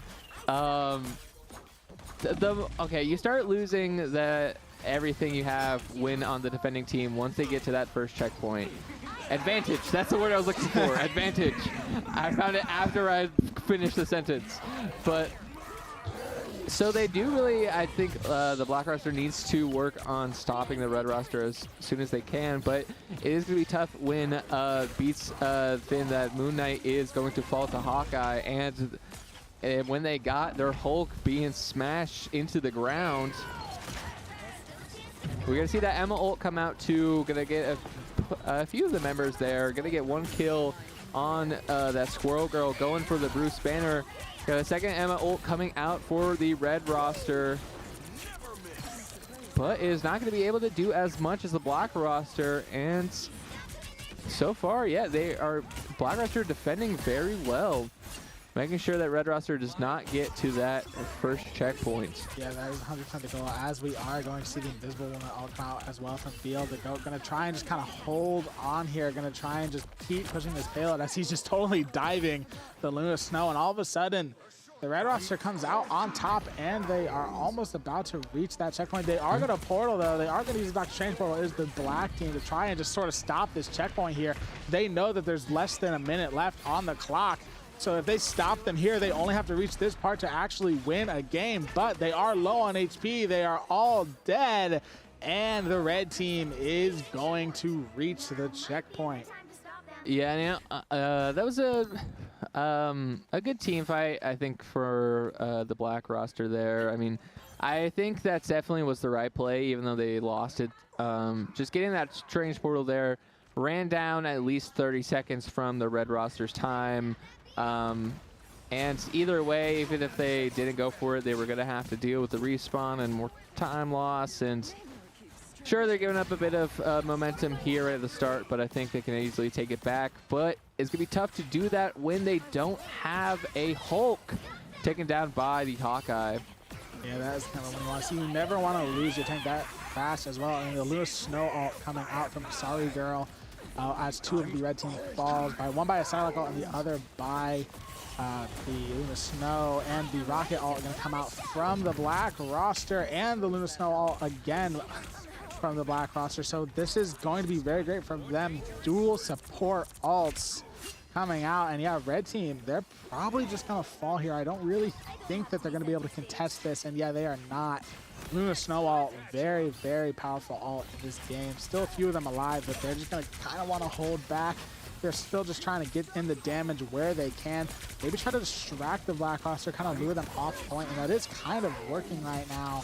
Yeah, the black roster just, I think, pushing up a little too much right there. And especially, you know, Emma's gonna, the red roster Emma's pulling, pops for ults. Doesn't seem to be getting too much from me here. Gets a good amount of damage and is able to get her team onto that payload. But black roster's Emma going to use her ult here now, but is met with that Invisible Woman ult. And both ults for Emma just seem to have gone nowhere. Yeah, nothing really coming from that Emma ult. They are going to want to try and just get back on point, kind of circling around the back now as well, just seeing if they can disrupt this blue team, kind of creeping around the corners like Batman is the thing that they are doing. And it did work out for them. They are about to reach the second checkpoint if they can do so. If they can just keep this up, keep holding the blue team back. Great stuff from this Hawkeye. Amazing aim from Alec here. That is what makes Hawkeye such a good character. Is like if you have the aim for it, he's just so deadly. Oh yeah, Hawkeye, if you can get headshots or anything with Hawkeye, he is such a dangerous character. But I mean, Marvel Rivals, I think, is one of those games that it is tough to get headshots in because, I mean, there's just so much movement, so much utility. And you got big green guys just hitting each other back and forth. We got the brain off Hulk fight right now as the Luna Snow ult is going to come out from Kusarigo, trying to not from Korakat, going to try to keep the black team alive here. We're going to see the Neymar ult come out as well, the ginormous whale. And we're going to now hear Kusarigo pop her Luna Snow ult here, and that's going to force the black team back, definitely. The Luna Snow ult is just very dangerous. Does so much healing. Basically makes the team entirely invincible. The Rocket ult is going to come out, but they're just going to target that turret immediately lose their damage advantage. Also get the respawn anchor as well. Looking really rough for the black team right now as they're just pushing up with this Emma as well. Looking really rough for the black roster right now. Red team looking to push it all the way. Yeah, definitely looking very tough. I mean, as red roster is nearing the end of the map here, we're still getting some members of the black roster needing to respawn here, and they got 2 ults against red roster's 0, but now 3, which definitely they should be popping here soon if they want to stop them in their tracks. And with 30 seconds left, those ults can be game changers. Here comes one. The Emma ult comes out, gonna get a kill, and another one falls, not from the ult. Gonna get that Luna ult and backing up, and this is looking really good for black roster here. I mean, they got only 20 seconds left. Hawkeye falls as well. They're gonna, Arcade Break's gonna need to do something or get on point somehow. And right now, I don't know how they're gonna do that. Namor does have his ult. He's gonna have to pop that soon too. But he's gonna fall in the process. And of course, yeah, they get the strange portal out. Hawkeye just, ooh, what a pick. through the portal. Just gonna hop in there real quick just to make sure he can stay on point. And still looks like red roster is being held back pretty well from the black roster right here. And they're gonna have to move now if they want to win. and that Hawkeye out coming out as well. Red Roster going to try and have to get something done here. Raccoon Ult is going to come out as well.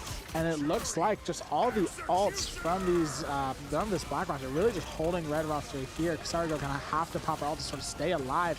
They have to stay on the point, and it was a great usage of the ult as well. 3 members of the Black Roster going to fall here, and they're just going to need to push this point, just kind of hold it back. The respawn is so close to the battle. Oh, so Emma.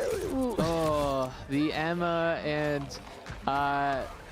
and the Rocket just unfortunately not able to get onto the point before the Red Roster is unfortunately able to get it all the way to the final end of the map. Yeah, great stuff there from the Red Roster. They definitely experienced much more of a fight this game. The Black Roster really just going for it, and also just winning a lot of team fights and playing really well.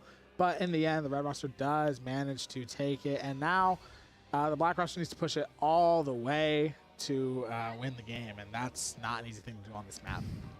Yeah, it is definitely not an easy thing to do, especially as now we are talking about being a defense-sided map. Now the Red Roster is on that defense, so not only do they have to fully push it to the end of the map, they're going to have to go against Red Roster in the prime position for the map. Yeah, so this is definitely going to be tough for them. Definitely just an uphill battle in this situation. Looking like they might not be able to get this one all the way through. And not only that, but they also have to get it in less time, which I guess if you're going to, let the other team push it all the way to the end, at least they did it in overtime. It's like if you get it before overtime, you win, essentially. So that's definitely what you're going to have to do as we see the Spider-Man skin. I really like that Spider-Man skin, actually. I also really like that Spider-Man skin. It was one of the first ones I feel like that came out, and is very nice. But here we go, start of the game. We're seeing definitely a bit of change in the team comp, at least for the Blue Roster here. Got Pizza 6 on that Scarlet Witch. But I do not think we are seeing a team change at all from the Red Roster. Spider-Man finally jumping in now into the team fight. Gonna get a few punches off before he falls to Pizza 6 right there. Watching Moon Knight do some damage, use that on. Not be able to go back on Moon Knight, but he is going to fall blue. Blue team here just getting a lot of momentum, really pushing the red team back where they can. They're down a member, so we're seeing great stuff from them. Hulk also very low. Arcade Bake is going to get back to Bruce Banner here, and he's not going to last long as that. So great stuff from this Black Roster. Yeah, Black Roster having a very dominant performance going out right now, but as we mentioned before, Black Roster does seem to always have a very dominant performance right at the start of the map, so I'm not too certain just yet if I know they're going to be making it all the way to the end. But so far, I mean, just under 3 minutes, they're going to get stopped right before it was that Invisible Woman ult. But the Hulk ult comes out as well, so does the Moon Knight ult, and wow. Oh, that's why they call BL the GOAT. 3 kills right there, and 1 Moon Knight ult, and suddenly I think the Black Roster is going to have a lot more work they're going to need to do to get to this first checkpoint. Yeah, suddenly just immediately shifts in the favor of the Red Roster. Now the Black Roster has about 2 minutes to try and reach this checkpoint, so they have time to do it. But now we're looking at the Red Roster with 3 ults, and it's just now it's all against them. Yes, they have 5 ults, and we're going to see them use some right now, but it's just going to be so tough. Just when you lose that many to a single ult, it's hard to get anything done. We're seeing the Luna ult come out, and we're seeing the Doctor Strange come out. I won't be surprised. Yep, seeing the Scarlet Witch come out, the Namor ult come out. I feel like I'm in a plane with like the highest level of turbulence right now. Like everything's just shaking, and it seems like Red Roster was able to come out on top right now. That Hulk and Doctor Strange are still alive, but not for much longer. Yeah, everyone just kind of, now it is just the momentum all in favor of the red team right now. They have just taken it all back, and now a minute 30. They're running out of time is the Black Roster. They're going to really want to try to get something done here, and it's hard when you're in this position on this map. And yeah, just every single lost team fight is just losing too much time at this rate. Yeah, I know. Even if they do make this checkpoint, that is only going to get them, I think you get 2 minutes when you get the checkpoint. They get 3 minutes to get 2 more checkpoints when it's almost taking them 4 to maybe get this first one. It will be very tough, but I do think they can do it, especially as they get Arcade Break there. And we're seeing the Bucky ult come out, even though the Invisible Woman ult comes out too. But that Bucky is going to fall, followed by the rest of the Black roster. Like I said, it is like dominoes. The moment one goes, the rest of them go too. And now they got 30 seconds to finally get this final push to go. We've seen a character change to a Star-Lord on the blue team, but I don't know if that's going to be able to do too much for them. Yeah, they're going to need more than just a Star-Lord. I do think Star-Lord is one of the better DPS in this game in terms of damage output. His ult is amazing, but it's just, it's a little late to be trying just to, I mean, they're in a must-win team fight situation right now, and it's already off to a bad start. They lose their primary support. Their Strange ult gets pushed back. Wow. That's not what you want to see. 5 seconds left, and they have no momentum here. They are all dropping like flies, and there it is. The red roster is going to take the final game. A good effort there, Devin, from the Black roster. They came out swinging, especially on that map, but just the moment red roster gets the upper hand, they just were not able to flip it back in their favor. Yeah, but you know, it's all fun and games. They're back here cheering for each other. They're clapping. They're all friends. Teammates at the end of the day. They are all on the same Marvel Rivals team at the end of the day. So great stuff from both teams, definitely. And yeah. And so that was, I mean, although that was a very on paper dominant game for their red roster, I do think we saw a good decent amount of back and forth there.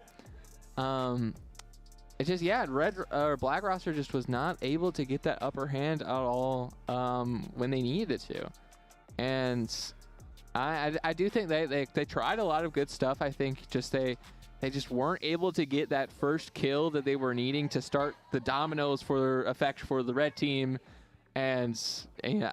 It is an interesting pattern to watch because it happened every single game. The Black roster started off so strong. Like, I thought that they might have had the upper hand, and then, you're right. They just kind of lose one, and then it all kind of falls apart. And then they just couldn't, even if they did get that kill, just like, it was never like what they needed. And that was definitely kind of what happened. And but yeah, even though it was dominant, there was moments where the Black roster looked incredibly strong. And, definitely back and forth stuff there. So great match overall, I would say. And are we? I don't know if we're getting an interview. Yeah, I don't know if we're interviewing or what's going on here. We're just kind of chilling, just kind of going where the stream takes us. That's what we're doing. That's what we're doing right now. Just kind of seeing what's going to happen here, as I believe that was the final game of the evening. But right now, it seems like we're actually doing another game. That's what the back room has just told us. Lobby is still up, so no one has left quite yet. Well, apparently we lied to you this entire time. They are doing another game, apparently. So that is going to be probably coming up shortly, I guess. Maybe. Yeah, and so I wonder if we're gonna see, if we're gonna see that pattern that you just said we were gonna be seeing. Yeah. In this fourth game coming up. See it again. In this alleged fourth game that exists. Are we gonna see the same pattern sort of happen, or are we just gonna kind of maybe Black team wins it this time? Maybe. Honestly. Yeah.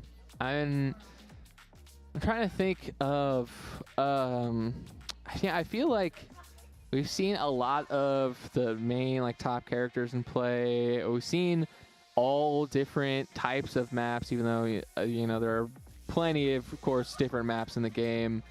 And so I'm wondering, what do you think the Black roster needs to do to try and secure one win?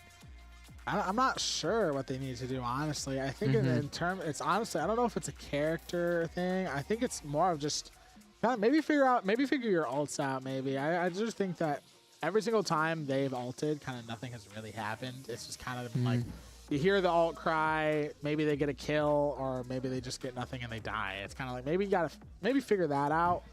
You know, just kind of, you know, your ult is very important. You can charge it up really fast in Rivals, so it's like it's something that you might want to just sort of you want to make, you know, take the best advantage of it when you have it. So maybe that's what they need to work out in order to at least try and win a game. Yeah. I do believe we are getting into a game shortly. Yes, we are getting into game here. Getting into game shortly. I agree with you. I think they need to work on their ults usage a little bit. And I think it seems like, here we are going into the game. Seems like we got red roster on the red team and blue roster on the blue team.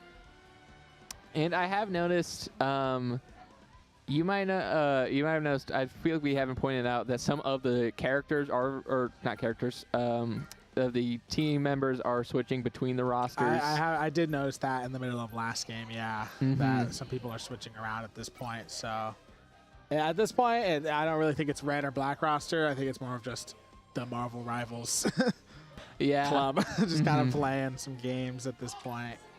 So, yeah. Yeah, that seems to definitely be what's going on here. Like, yeah, we got like bsu.edu playing with some of the black roster guys. Arcade's Break was on the red roster last game. So, yeah, they're just kind of switching around as they save Jeff. Yeah, saving the Jeff there, which I don't think Jeff was going to get banned. Well, maybe if they got Spooky. I mean, he got MVP that one game. They might have wanted to ban him again, so that might be a good play to save the Jeff there. But so far, I mean, we're seeing pretty much the same bans we've been seeing all day. Got the Thor, got that thing. Seeing the Penny and the Emma banned again. Yeah, just kind of the same bands you've seen.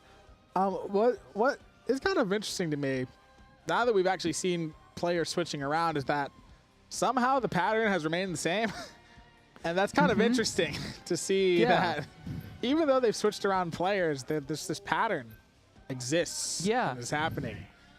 Why?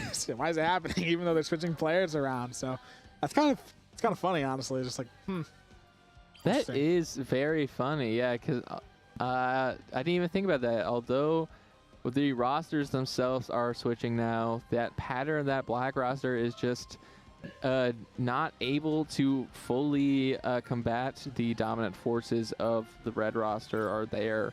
Yeah, I will say it is majority of one roster is usually still the same. Like the red roster currently has majority red roster people right now, like Sorry Girl, Spooky's Hands, but you know, like bsu.edu currently is on the black roster currently, and you know, stuff like that is switching around.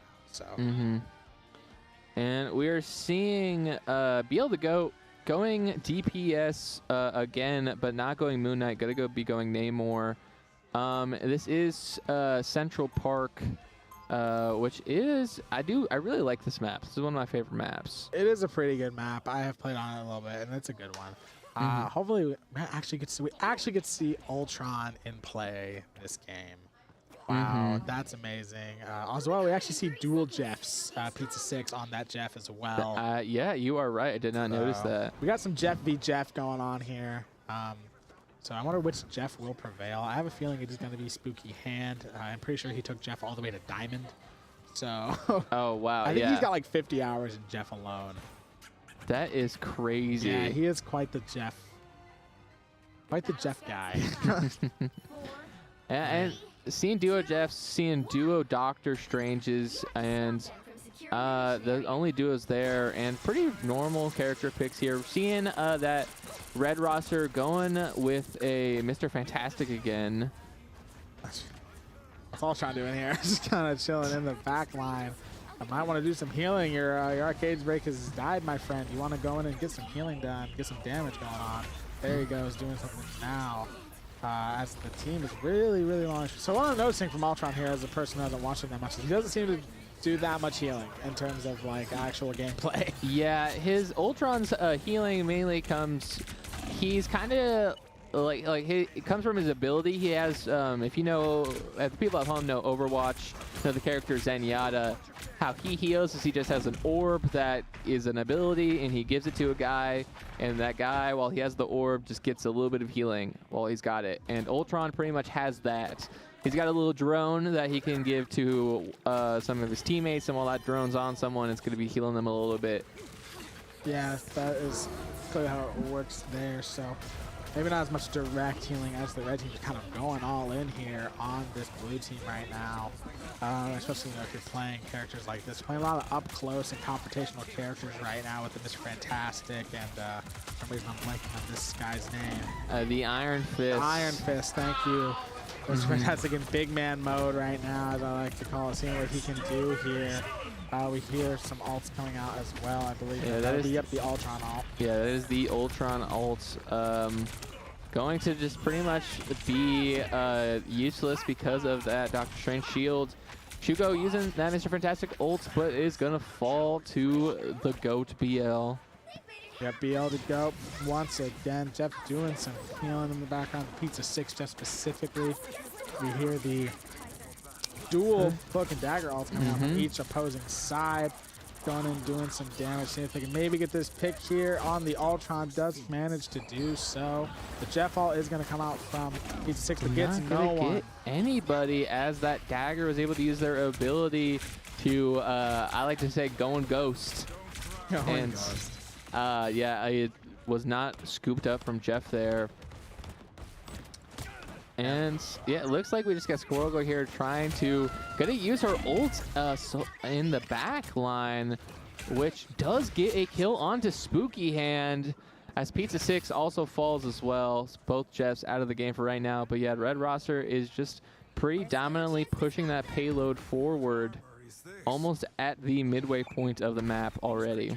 Yeah, definitely just kind of moving forward with it, about to reach that midway point of the map. We're going to see the Doctor Strange ult as well come out. Gets a few of them in the ult, but only doesn't really get any picks from it, unfortunately. And looking very low on HP, but is going to get healed by the Jeff. They're very close to that checkpoint, but unable to get it just yet is the blue team. They're getting there, but for the red team, apologies, very close to that checkpoint. And there they did manage to get it. Yeah, they did manage to get it, and they're halfway. We got a couple ults from both teams here. Oh, actually, the Iron Fist ult just was used. And, you know, I wonder if we're going to be seeing some of these ults come out sooner or later. Pizza 6 close to getting that Jeff ult again. Spooky Hand has his ult as well, and we know how well he can use that ult. So I will not be surprised if he's going to be holding onto that for something special. As we see the Mr. Fantastic ult coming out again. Gets a bit of damage as the Squirrel Girl falls. But he's just going to have to retreat. I do hear the Jeff ult. That is not Spooky Hand's Jeff. It is the other Jeff. He is just going to die before anything can come of it. Spooky Hand does have his ult. I wonder if he's going to use it in this situation. Most of the red team's still alive, though. And just really pushing his blue roster back. Just doing great stuff right now.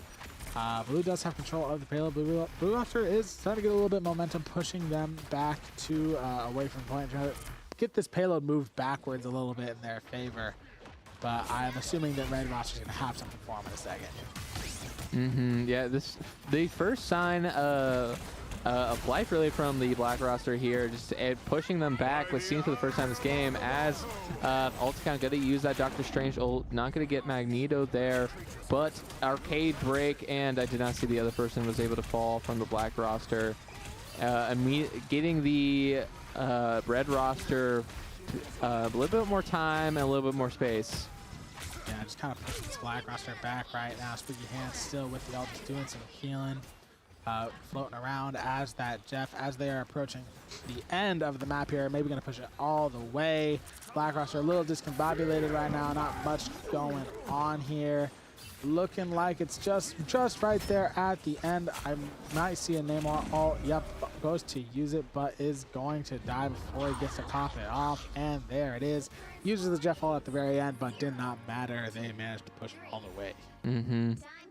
Yeah, I do not know how the black roster is going to be able to defend against the red roster here. That was a pretty dominant showing there from the red roster. We saw a little bit of pushback there at the second chokehold point, but again, yeah, not much from the black roster here.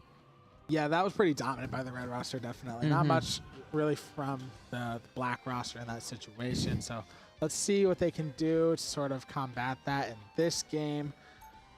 They have to push it all the way, and they have to do it in less time. It's going to be very tough to do so, especially just with how this red roster is playing. I mean, you got Spooky Hand on Jeff. You got Sorry Girl on the Cloak and Dagger. I mean, that's a dual caster support lineup right there. Two people on the caster roster at one point in their Ball State Esports careers. Got two casters on supports. How you gonna beat them? You can't. As two casters ourselves, we can say no one's ever beaten any of the casters in any of the games. Yes, honestly. If the casters formed a team, we could essentially beat any Ball State varsity team. I think we could beat any team, ever. Ever, yeah. Put us against Prime LeBron. Yeah, put us against Prime LeBron on the Cleveland Cavs, and we take him easy. And Turner's gonna show him that spooky hand. I'll show you that. Turner knows ball. Okay, that's definitely what we know. Again, a quick trade here for both sides. That Squirrel Girl and the Iron Fist are gonna fall.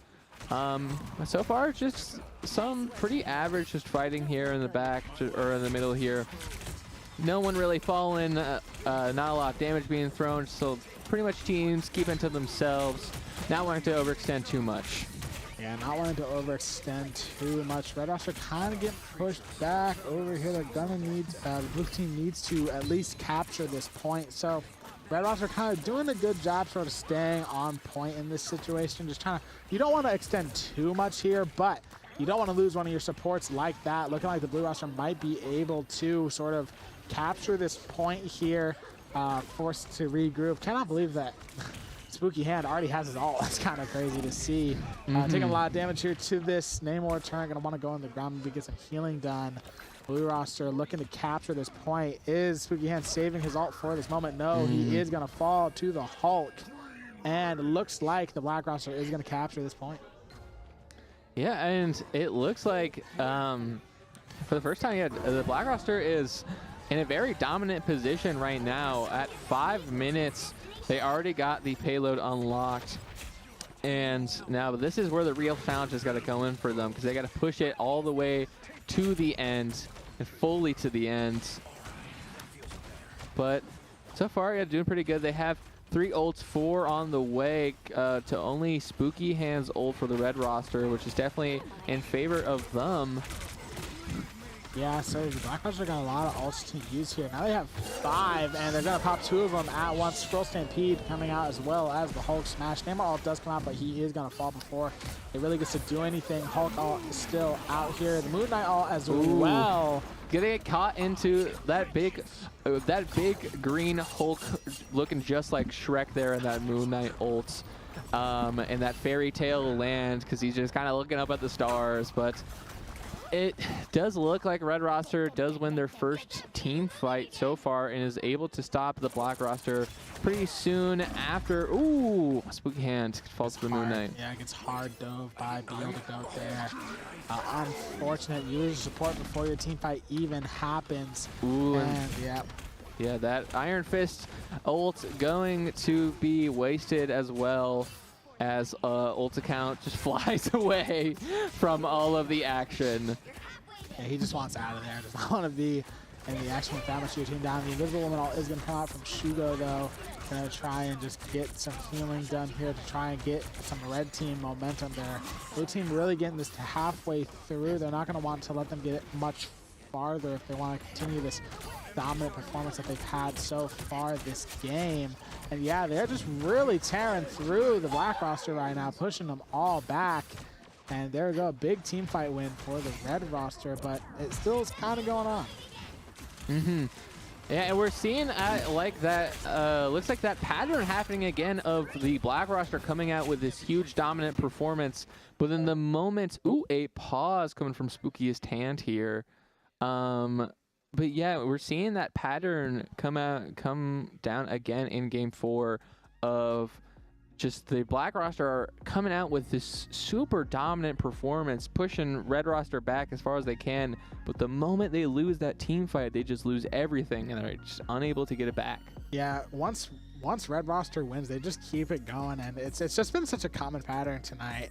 So yeah, when that pause happened, the black roster was getting pushed like very far back, and it looked like red was just gonna basically remove all their progress with the payload. So they're gonna want to try and figure something out, maybe in this pause, or maybe they're just taking a break. I don't really know what is happening there, but yeah.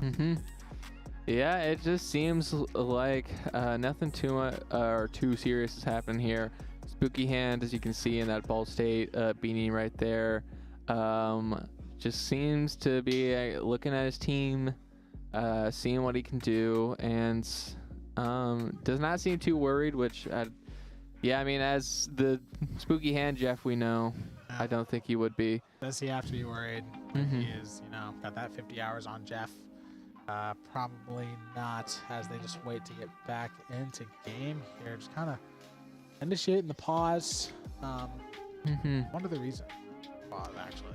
Yeah, I wonder. I don't know exactly how pausing works in Marvel Rivals. I know both were initiated by Spooky Hand. I don't know if that's something that he has to do because... Oh, it seems like we're going back into the game. And here we go. Yeah, 3 ults actually for the black roster here. 2 minutes and 30 seconds left on the clock, followed by 2 ults for the red roster here.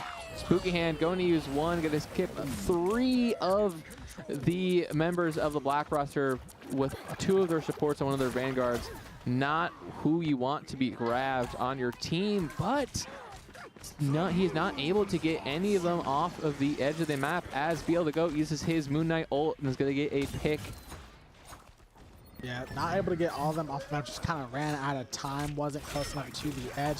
Still kind of relocated them though. It can still be a good ult even if you don't kill anyone, because it just kind of messes up the team fight. It kind of messes up their momentum, but looking like the black roster just kind of win this team fight here and want to keep pushing the team. Yeah, and that Iron Fist gonna use his heal ult while getting jumped by every member of the black roster there. It's unfortunately the wrong time to use it. And it does seem like maybe black roster is gonna get a chance to get that payload to the halfway point. The bsu.edu the GOAT uses his ult, does not get a kill, but he does get a pick onto the other Moon Knight as the Invisible Woman. Oh, and Spooky Hand getting slammed into the ground by Arcade Break. Absolutely bullied by the Hulk there was Jeff in that situation. Unfortunate, as the Invisible Woman ult is going to come out from Shugo on the red team, looking to just sort of get some momentum for the red team here. Not something we've been talking about much tonight, them needing momentum. They are going to kill most of the blue team, and looking like now with less than a minute, the momentum back in the red team's favor. Yeah, bsu.edu the GOAT just barely able to make it back to his spawn before he would have died.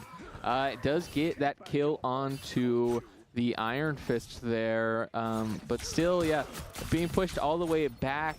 They're going to have to do something here with only 35 seconds left on the clock. Yeah, they're going to have to try to find something in this situation. Now approaching 30 seconds left. This is a must-win teamfight situation if they want to win this game, but the red team does have 2 ults. One's going to come out now from Iron Fist, seeing if he can do anything with it. Kind of want to try and target some supports with that. Manages to get the Namor and manages to get, I think, 2 with that ult, as the Moon Knight ult is going to come out from bsu.edu the GOAT as well. But most of the red team is dead. Spooky Hand going to get Pizza 6. And yeah, it's looking not great for the black team right now, the blue team. The teams of many names tonight. But with the Strange ult coming out, it's going to be red team's game. That's just using the Strange ult right at the end. Kind of used it at the perfect point for like right when the ult came out and like, you know, the everything slows down because the match ends. But yeah, another victory for the red roster there, and ult account getting that MVP, finally being recognized for that Doctor Strange gameplay. But is ult account actually his ult account? That's the question.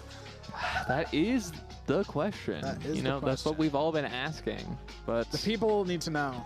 Is alt account his alt account? I guess let's count. Break your silence. We need to know. we do need to know. Is that your alt account? We gotta know. But now I guess the question is there another game? Is there another game? Is there another game?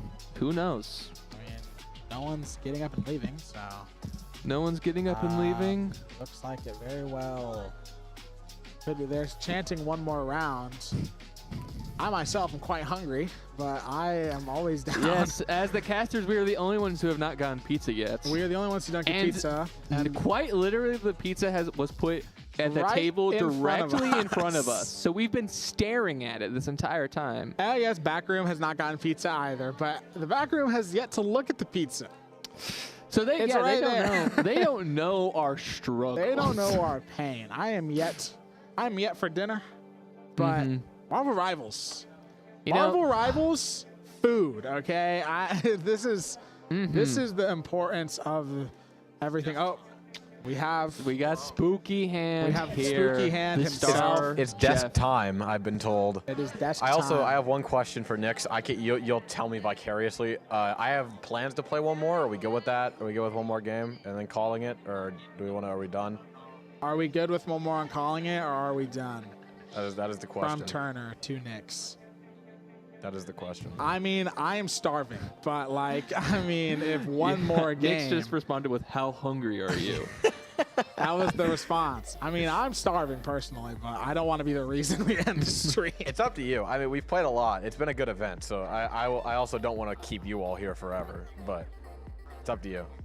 How hungry are you is a very fair question. I mean, I'm absolutely starving, but Okay. Nick says we stay, so we stay. Nick says we stay. Okay. Nick says we stay. We will play Uno Mas then. Uno Mas. But My yes. hunger clearly doesn't matter to Nick. She hopes I starve. The Hunger Games. The Hunger Games. But yeah, one more game, might as well. Fair enough. Best of 5.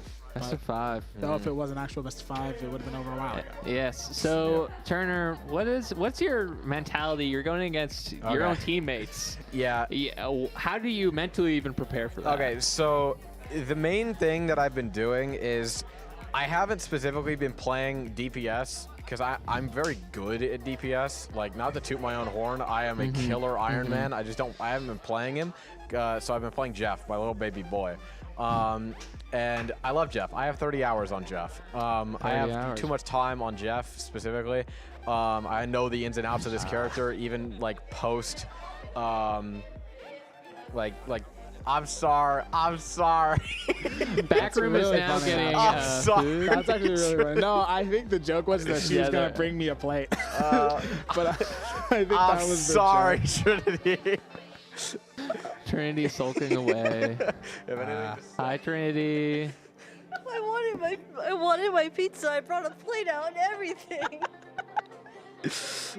Trinity, is that your plate? Yeah, where did you Trinity, where'd you get that that plate? come from? Is that your plate? Yeah, you can. We had a team bonding session where we broke plates. That's where they're from. We had too many. You guys can break it on the 24-hour stream if we hit a certain donation goal. Just saying. Okay. 24-hour goal right there. That will be, by the way, November 7th through the 8th. I don't know if you guys have said that already. we mentioned it once. We did We mention did, okay. and when we're talking about future streams coming up. But very excited for that. But yeah, so going back to it, going up against like teammate-wise, it's definitely interesting. I mean, some of these people are my teammates, some of them are not my teammates because there's red and black, so it depends. I'm on the red team.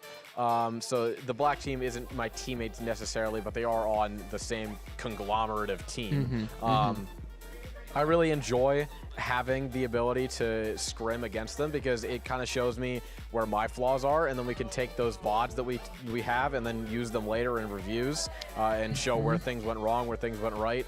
And that's kind of the mentality on that, is just being able to adapt to the change that your teammates are willing to say to you because they're on your team. It's kind of like a family relationship. It's kind of like if your parents are like telling you that you're doing something wrong, you're going to take it a little different than if like a random stranger came up to you and said you're doing this wrong because they're your family. So I can take criticism from them a lot easier. Okay, yeah. Oh yeah. Okay. Hello. Well, I guess I know you like your Jeff. I do. So I guess what's your favorite thing about Jeff besides, of Okay. course, the fact that he Yeah. is in fact Jeff. Okay, so I love the fact that Jeff has the ability to have basically it's infinite range healing and it's also infinite penetration healing. So you can just spam down a choke point, heal and damage at the same time because it's just going through them, and then you're just doing that over and over and over again. And I don't really use his like main damage, like the little water shoot thing that he does. I don't use that a lot because you can deal a ton of damage just spamming a choke, and you don't really need to do too much. So I just love the fact that you don't need to worry about, like, the only thing you need to watch for is like a shield. Like if they have a Strange or a Magneto, then you have to worry about, oh, well, all of a sudden there's this big shield that's blocking my penetrative healing, and so I have to like stop and think about, should I be using all my ammo right now? But it's a lot harder when everybody's playing separate. I know when we have like a BP, it's a little hard to heal him because Jeff doesn't have tracking and he can't go through walls. With Cloak, she has tracking. She can't go through walls, but you can bounce off of walls. So when I play Cloak, it's a lot easier to just like look at a wall, then bounce it off of it, and then it'll auto track to the BP. But with Jeff, you kind of have to hope that they come out into like the choke, because Jeff doesn't really do well playing on the flank unless you're going like main DPS Jeff. But I don't really do that. I play heal Jeff. Yeah, I also play my fair share of heal Jeff, and I do enjoy his healing. It's very nice. Yeah. I actually have played with a lot of people that for some reason think Jeff has tracking, and it's like, no, he actually doesn't have tracking. I have seen an aimbot Jeff though. That's interesting to watch. I've seen one aimbot Jeff in my entire life, and it was very interesting. It was pre like rework of Jeff, so he was only on heals, and he couldn't do damage back then with his spray. But now all of a sudden he can do both. So an aimbot Jeff might be a very scary thing to watch out for. Yeah. But Yeah, honestly, that would actually be quite scary to see. No miss heals and also damage would be kind of scary. For all right. Jeff.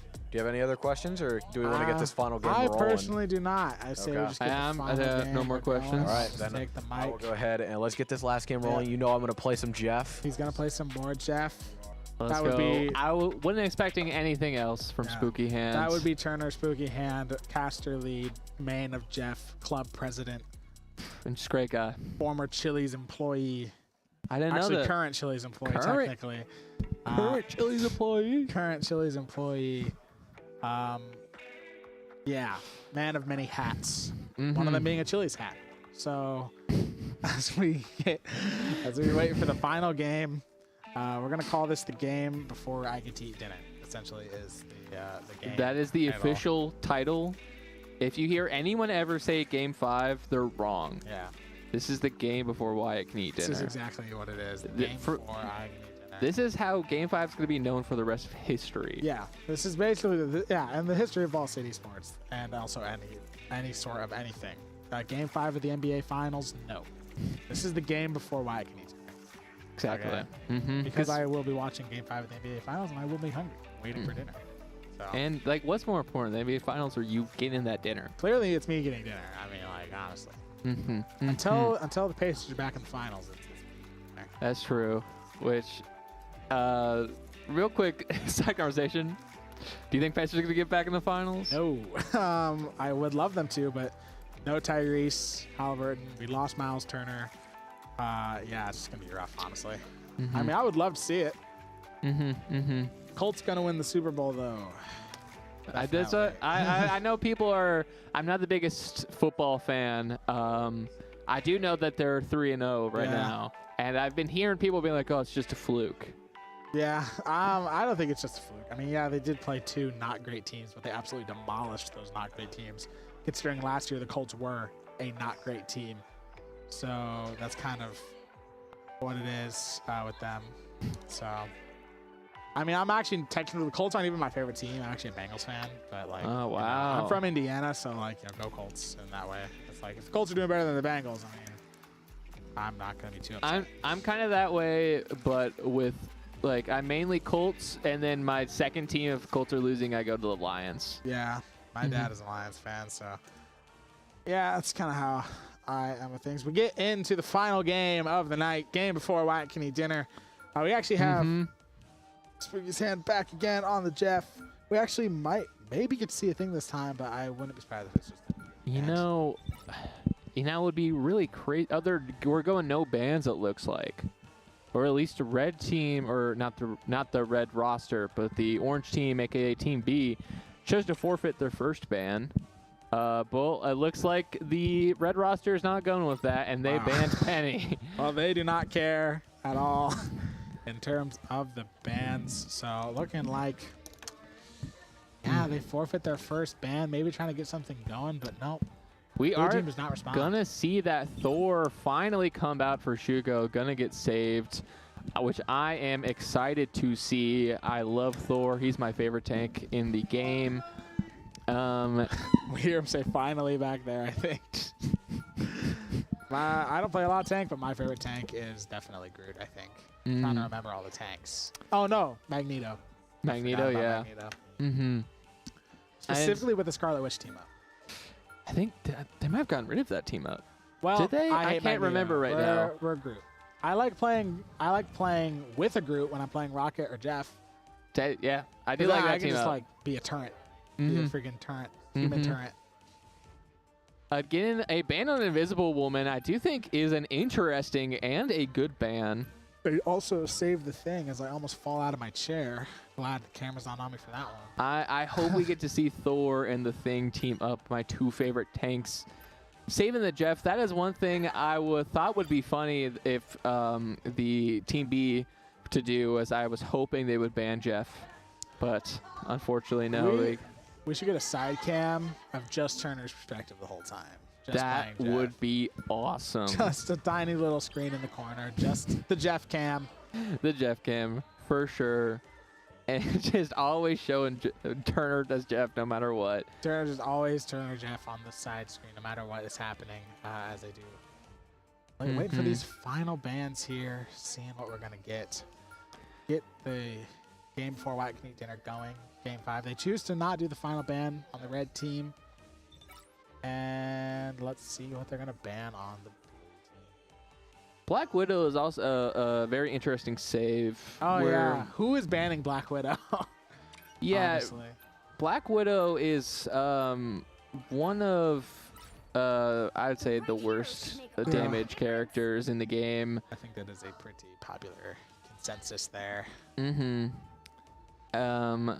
But that's not going to stop BL the GOAT from trying to go Black Widow. No, be able to go easily, just the greatest Marvel Rival players of this generation. He can play whatever he wants, and he's just fine. So, yeah, that's something we're going to see. As we do see, you do get your Thor Thing combo just to start off the game. I get my Jeff. This is just great. Mm-hmm. And it looks like we got the red roster on the defending side. I believe this is also the only repeat map we have gotten so far. And yeah, black roster going to be starting on the attacking side, which, as we saw last time, they did not do too well on the attacking side, although that wasn't the entirety of the black roster that's playing right now. So we will have to see what happens on this game before Wyatt gets to eat dinner. Yep, game before Wyatt gets to eat dinner is ticking off. Timer is going to fall to 0, and here we go. Spider-Man gonna roll out here. This is actually one of my more favorite maps in the game, not gonna lie. As a person who likes to play a lot of Jeff, this is a good Jeff map. So let's see if the Spider-Man here is gonna probably dive the back line. That would be my assumption as Arcade Breaks takes out the Iron Fist. And yep, he is gonna go for the back line, immediately goes for a Turner on the Jeff, but he's gonna fall back using these webs here. We're gonna look at the Jeff doing some of that healing, doing some of that damage. I actually was unaware. I haven't played the game since they changed that to where Jeff does damage with his healing. I did not know that actually, so that's quite awesome. Honestly, I kind of want to play some Jeff tonight. You should, yeah. And Turner doing exactly kind of what he was saying is good about Jeff in his interview, just spamming his healing down that choke point. And yeah, I feel like that Spider-Man needs to get him, or else they're going to have a tough time. But we're going to see that Squirrel Girl Prosthetic Meat use her trap on the Thing and the Groot. Stop him in the tracks a little bit, but going to have to step back a little bit more, just regroup with their team. And it's going to let the Black roster just push up a tiny bit more. We're going to see the Jeff ult come out from Spooky Hand. Going to spit out the ally. Going to try to get off map with this one. Not too far away. He's taking a lot of damage. Is going to get the kill, but is going to fall. But that is a nice trade there. Taking out a support and a Vanguard. Absolutely huge for this team fight for the blue team. And it's going to basically win them the fight, essentially. Yeah, again, Mr. Fantastic getting that kill onto Shugo as a Thor there. But unfortunately, that's not going to be too much to do with Prospect Meat, and Spooky Hand's still on points. Ooh, but takes care of Prospect Meat there too. Going after both Spooky Hand and the other support there is the Loki. And yeah, they're just gonna have to back up here.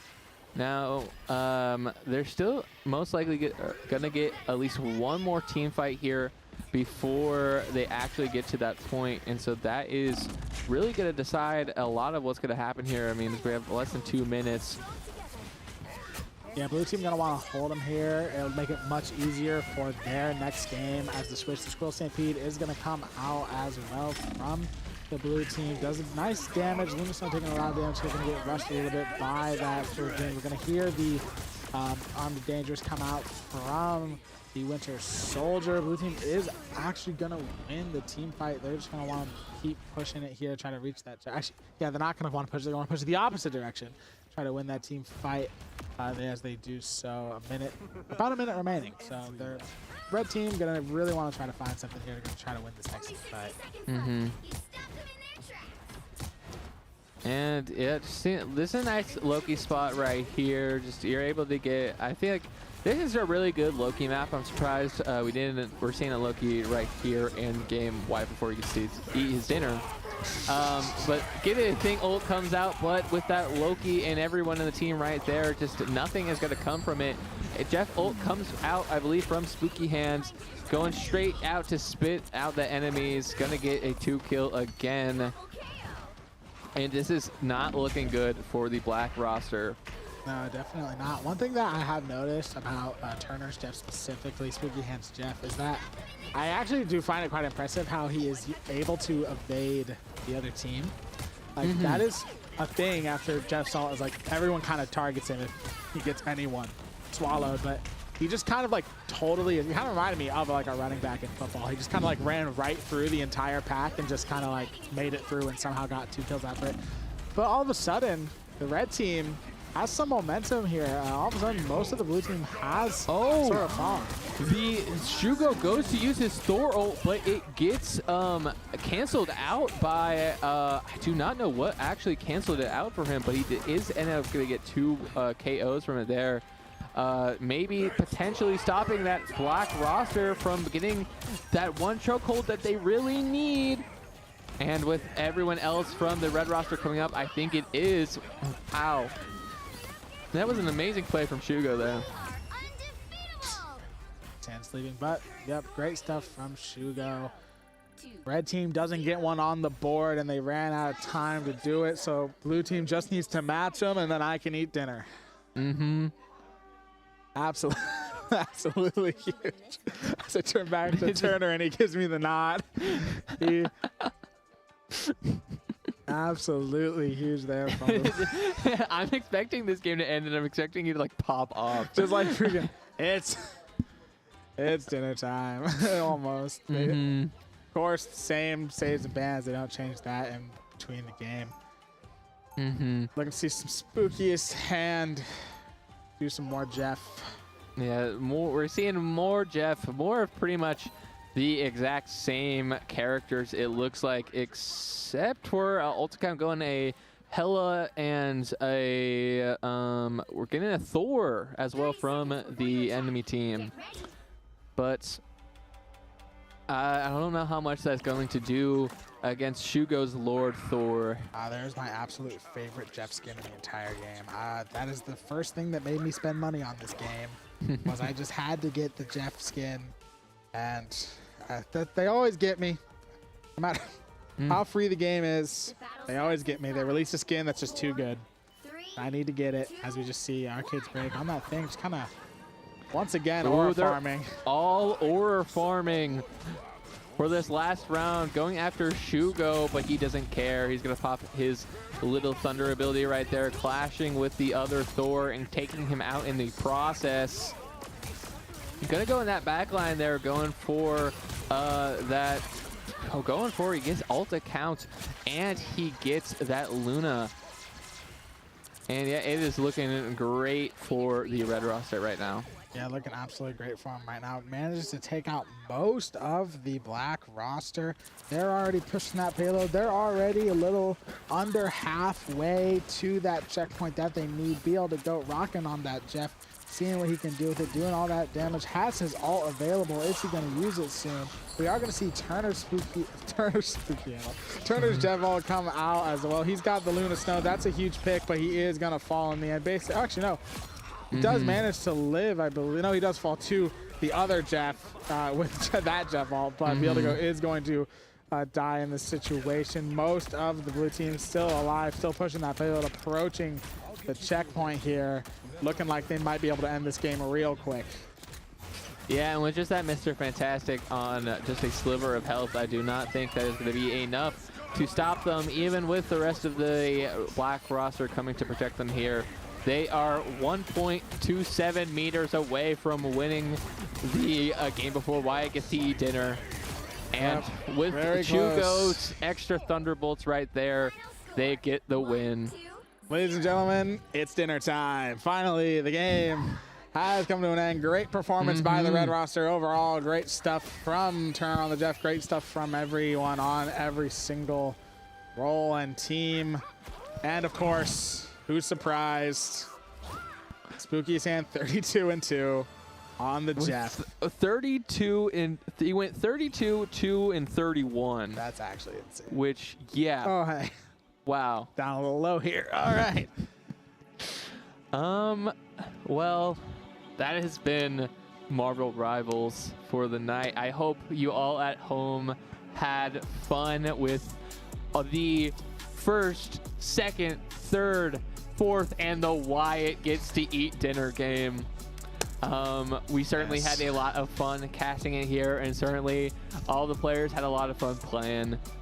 Make sure to catch some of the other club streams that we got going on. We got the 24-hour stream November 7th to 8th. So make sure to check that out and to donate. All proceeds are going to charity. And yeah, trying to think what else am I forgetting? CRL on Sunday. CRL, that's right. CRL on Sunday. But I think that's it, right? I do think that is all. Thank you all so much for joining us tonight. I have been Wyatt, aka Lady Baby.